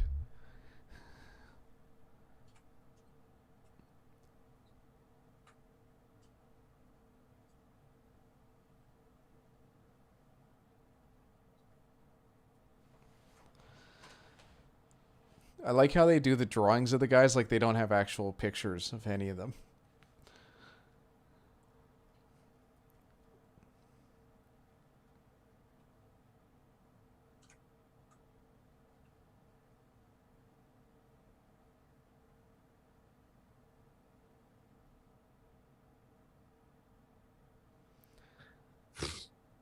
What a run, man.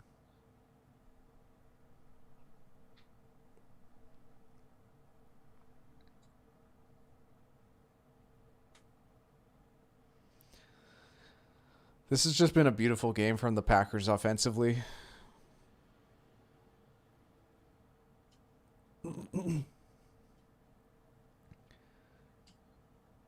And like that safety to make that tackle was pretty key because there was no one else. Nobody.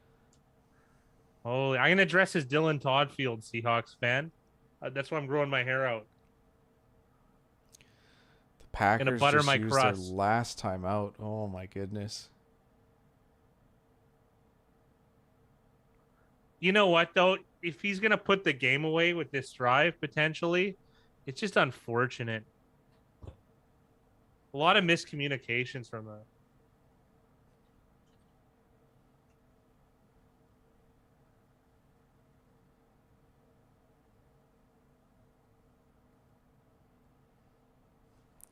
Packers money line is currently minus 344.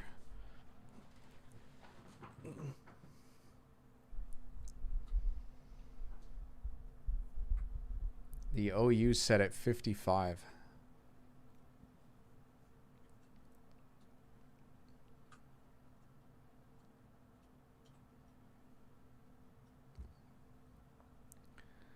Yeah, I don't think Geno Smith's reached the point in his career where he can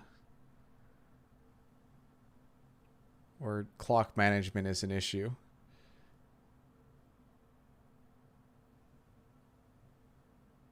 Oh yes. Oh yes.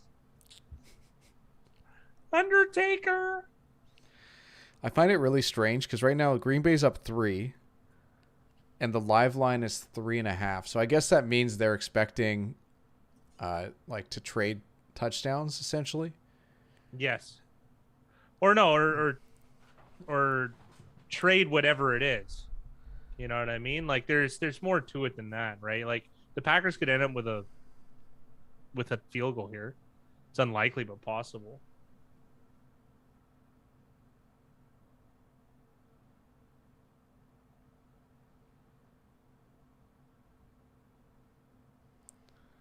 We had a late flag there. I'm curious what that's on.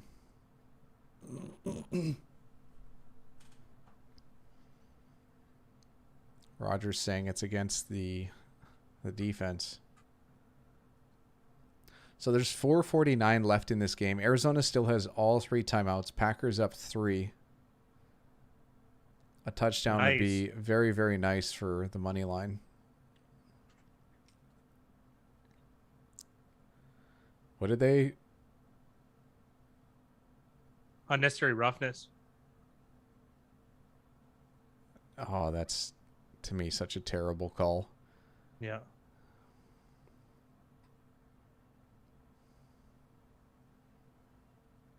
Or was it on that helmet to helmet? Was it on Byron Murphy?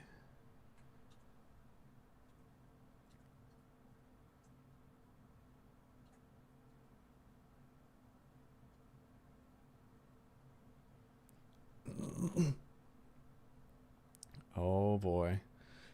I was fully expecting Green Bay to run the ball in that last play. Here we go.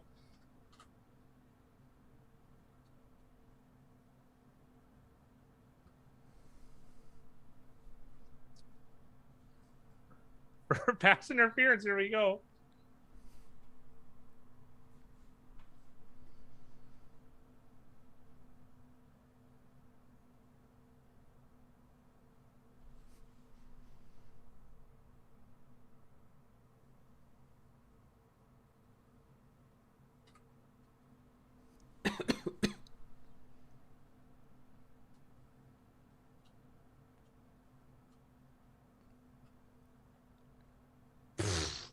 That's awesome.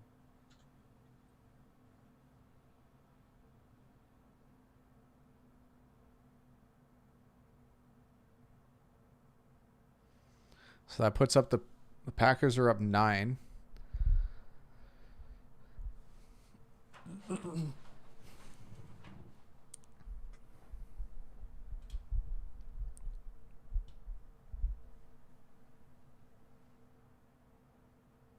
What a game, eh? Like, I only came in during part of it, but like this type of offensive, whatever this is amazing to you and I. 70, John Runyon. Did you see him hold that player from behind?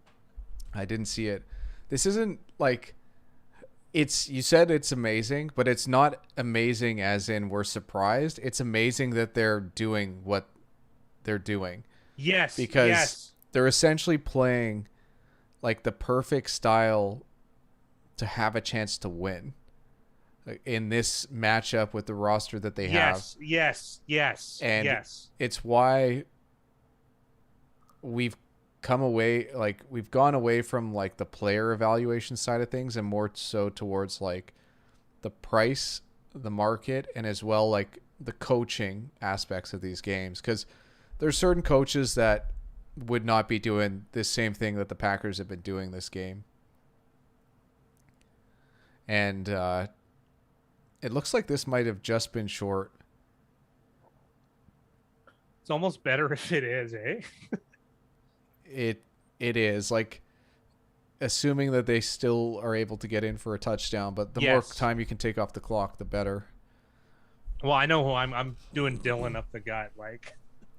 Yeah. I mean, Can you ever remember Aaron Rodgers quarterback sneaking? yeah. Not very often, but yeah. I'll tell you what, in those Aaron Rodgers sneak spots, I remember more free plays than anything else.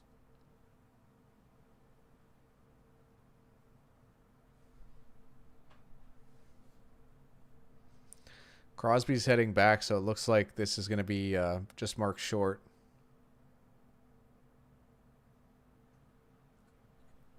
Second and goal. Yeah. The clock's moving though, right? Like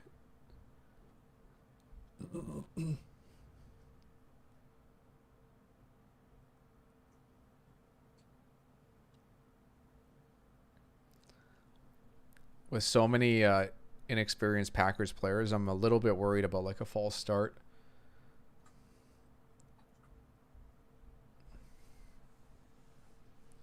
And they're just going to let this clock run down as much as they can. Rodgers has done a very good job with the clock tonight. I'm surprised they're going Jones here, though. Like, not that like there's anything wrong with Aaron Jones, but you know, he didn't get in. He didn't. But like, how much of this is like they want it to happen? Dude, he headbutted that guy. Look at this hit. See Gardecki just get a helmet right to the head. Oh yeah. I'd want Dylan here. I want the chunk.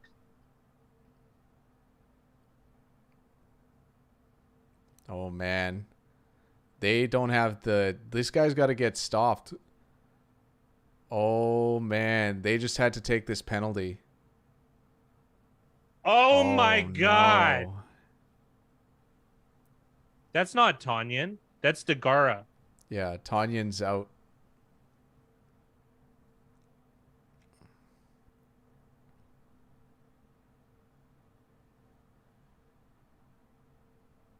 What is that? Talk about when you don't have any timeouts. Like, It's now just Aaron's got to meta. figure it out. Rodgers just wants to throw this in. That's really what it comes down to. I don't think that's true. Like, he's overcomplicating it though at that point though. Oh man, he lined up in the wrong spot again. What the heck?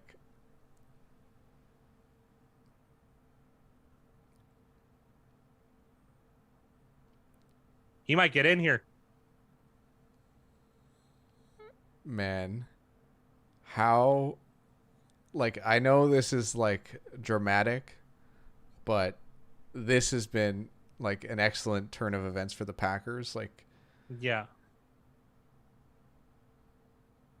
Dude, that's a big boy play from Aaron Rodgers, by the way.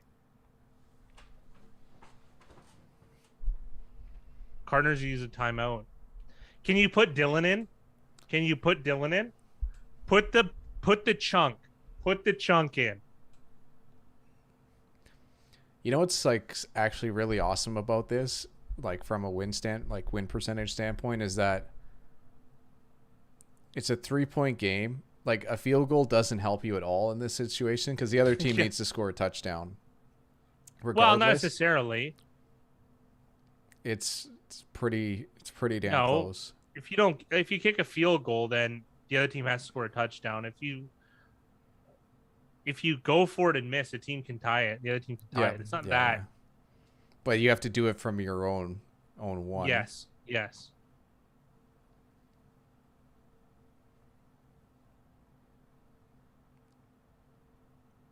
Why are they so far back? Oh man. That was such a stupid play. You could tell it was going to Cobb just by like Cobb was he had the nervous hands going. But just a nice defensive play here by I can't believe they. it would have been really nice for Jones to just like essentially run into that guy. But hey, really nice play by the Cards I don't getting think the he stop could on have. D. I don't think he could have. No, he was a lot further away than I thought. But nice job by Kennard. And the Cardinals all of a sudden have life. I don't understand. You're like, that's not even. That's half a yard. You have a 250-pound running back that's smoking the other team. Why are we complicating this? You know what I mean? On third down, and then Rodgers had to make back that penalty. That's a safety. That No was way. close. The best thing right now is the clock is moving for the Cardinals. I want to see this again. Oh man, his knee was very close to going down, but he It stayed wasn't up. though. That's amazing. Holy smokes.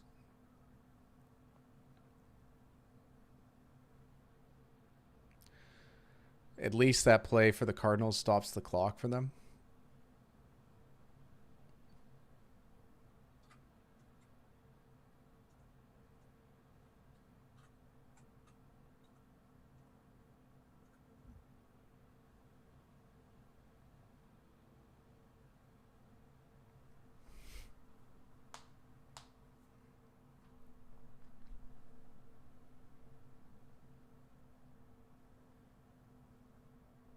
My team knows something about play calls, fat guy. I mean, yeah.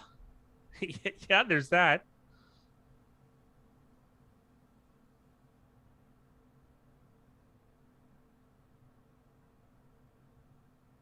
There's no one open.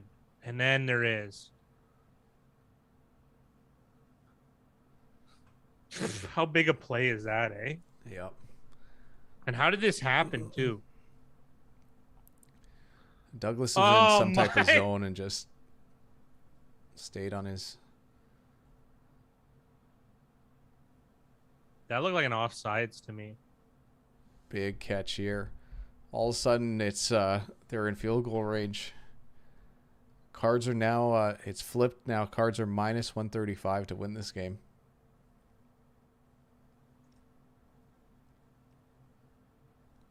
Oh, and Douglas hit the ball. He's been like around the targeted area over and over and over. Oh yeah, they've been targeting him this entire game.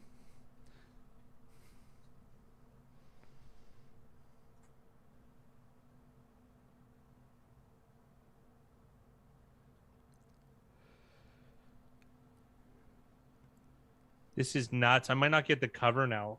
How disgusting.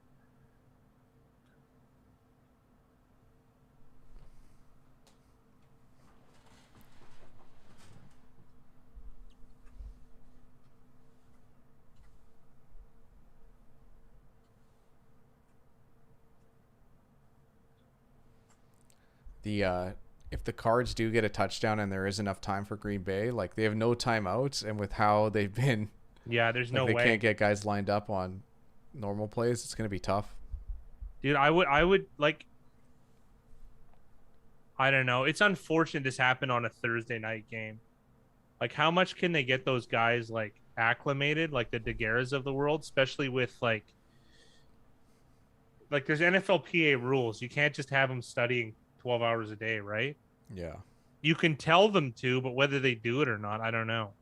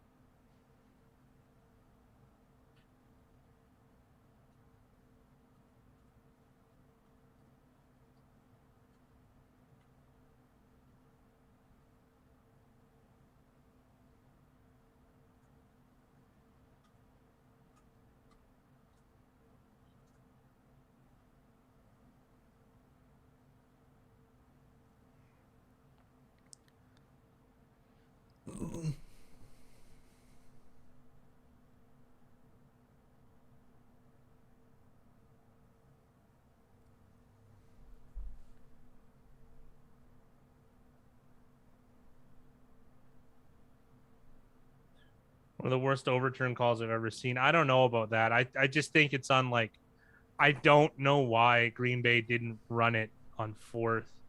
Like obviously I'm being recidivist, but I say this every time they throw it, even if they throw a touchdown. Why don't you? Oh my goodness! Like why don't you run with Dylan? I don't get it. He's destroying the other guys. He's 250 pounds. Tell him we need you to get a half yard. Okay, that's my guy. Like there's very few guys in the NFL that you'd even want more than him in that spot.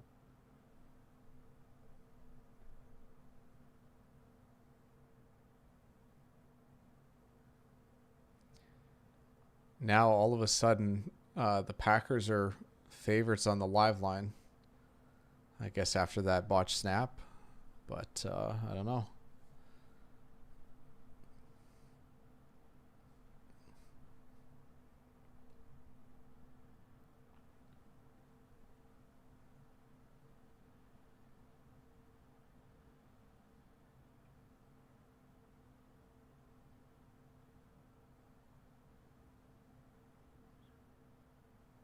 Pereira says he felt it was short, but he doesn't think that there's enough video evidence to have made that turnover.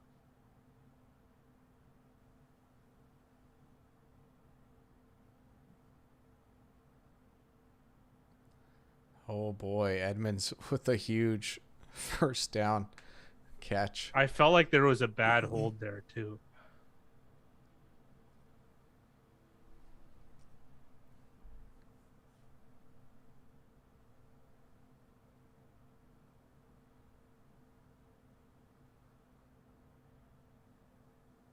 Did the Cardinals just take their last time out?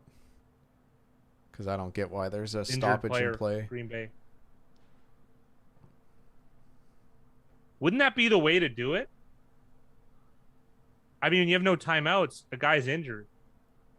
What Nice, happens Mickey. then? I know you get at least one, or like it doesn't matter, but I forget what it is after that.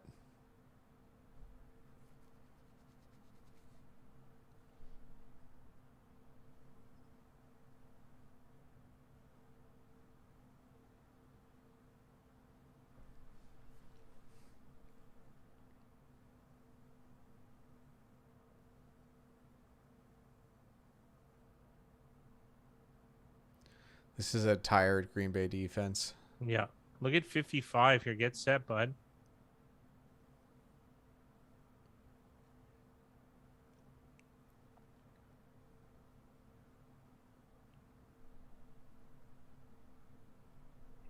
They should just keep doing that. I got to be honest. I really want Green Bay to cover here, but like, come on.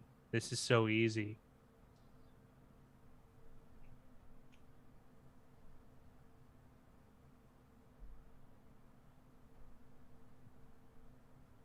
Who are the top three QBs? Probably Mahomes, Allen, and Herbert. Possibly Murray and Rodgers. Like, it's in that. Oh, man. I can't believe he tackled him.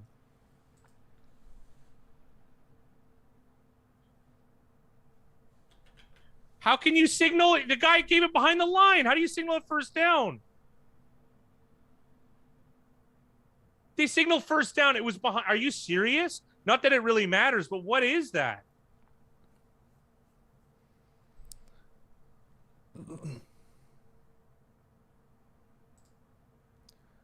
That So was so stupid.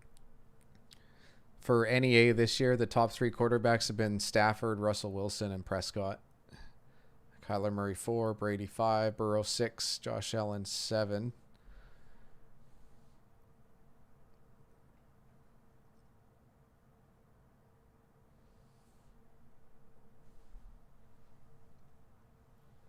I don't know, Mickey. It's been really weird with the refs in this last quarter. Like, I felt like on the Packers got jagged before they overturned that play, which I mean is questionable. It's just been a little bit weird with like the timing and those like auto rules and stuff, like auto rulings.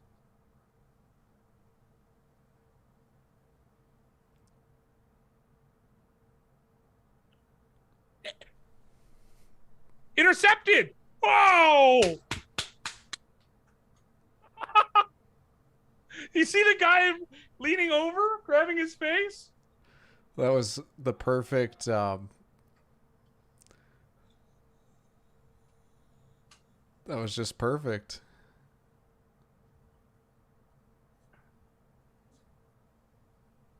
Oh my goodness, we did not see those turn of events. What is AJ Green doing? What is he doing? Waved.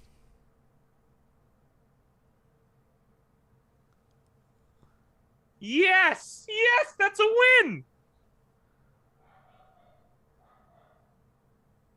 That's his first career interception against his former team on the biggest stage. Well, not the biggest, but pretty big. Sorry, this was just amazing to get a bad line and to win like that. Oh, how thrilling. I don't get what AJ Green's doing.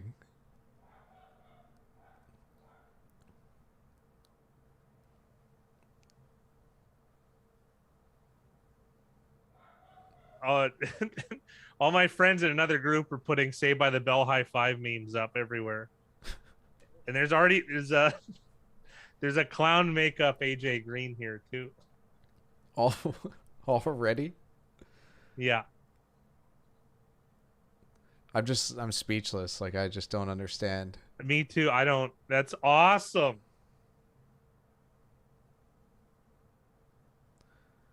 Yes. Okay. Imagine having the over. Tony Beanballs did. Because he would have at least got overtime, which is a guarantee, aside from a tie. Well, they would have still ran probably one more play, if I had to guess. But also, like, it was just botched at the end too. Like if Murray takes a sack, oh my goodness. So think about this: if Murray takes a sack, they lose because they're not going to be able to spike the ball quick enough. No. So really, the only thing that they're doing here is like a quick hitter, like 2 quick hitter passes in the end zone. So AJ Green runs that route and then just goes, "Nah, I'm not going to even like look back." Like, what is he doing? That's just such losing the game for his undefeated team. Pop the champagne, Miami Dolphins. It's yeah, exactly. It's such a low awareness football play. IQ. Like you expect a lot more from AJ Green. Just wild. That was a wild game.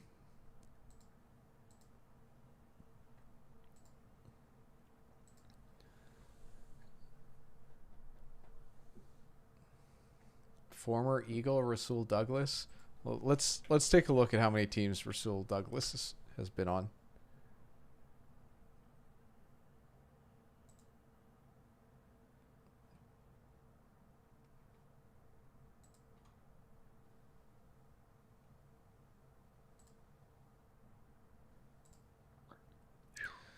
Yeah, Philly, Carolina, Las Vegas, Houston, Arizona practice squad in September.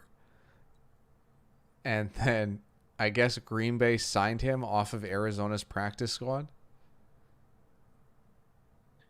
Yeah. So he's been signed to 6 teams since 2017.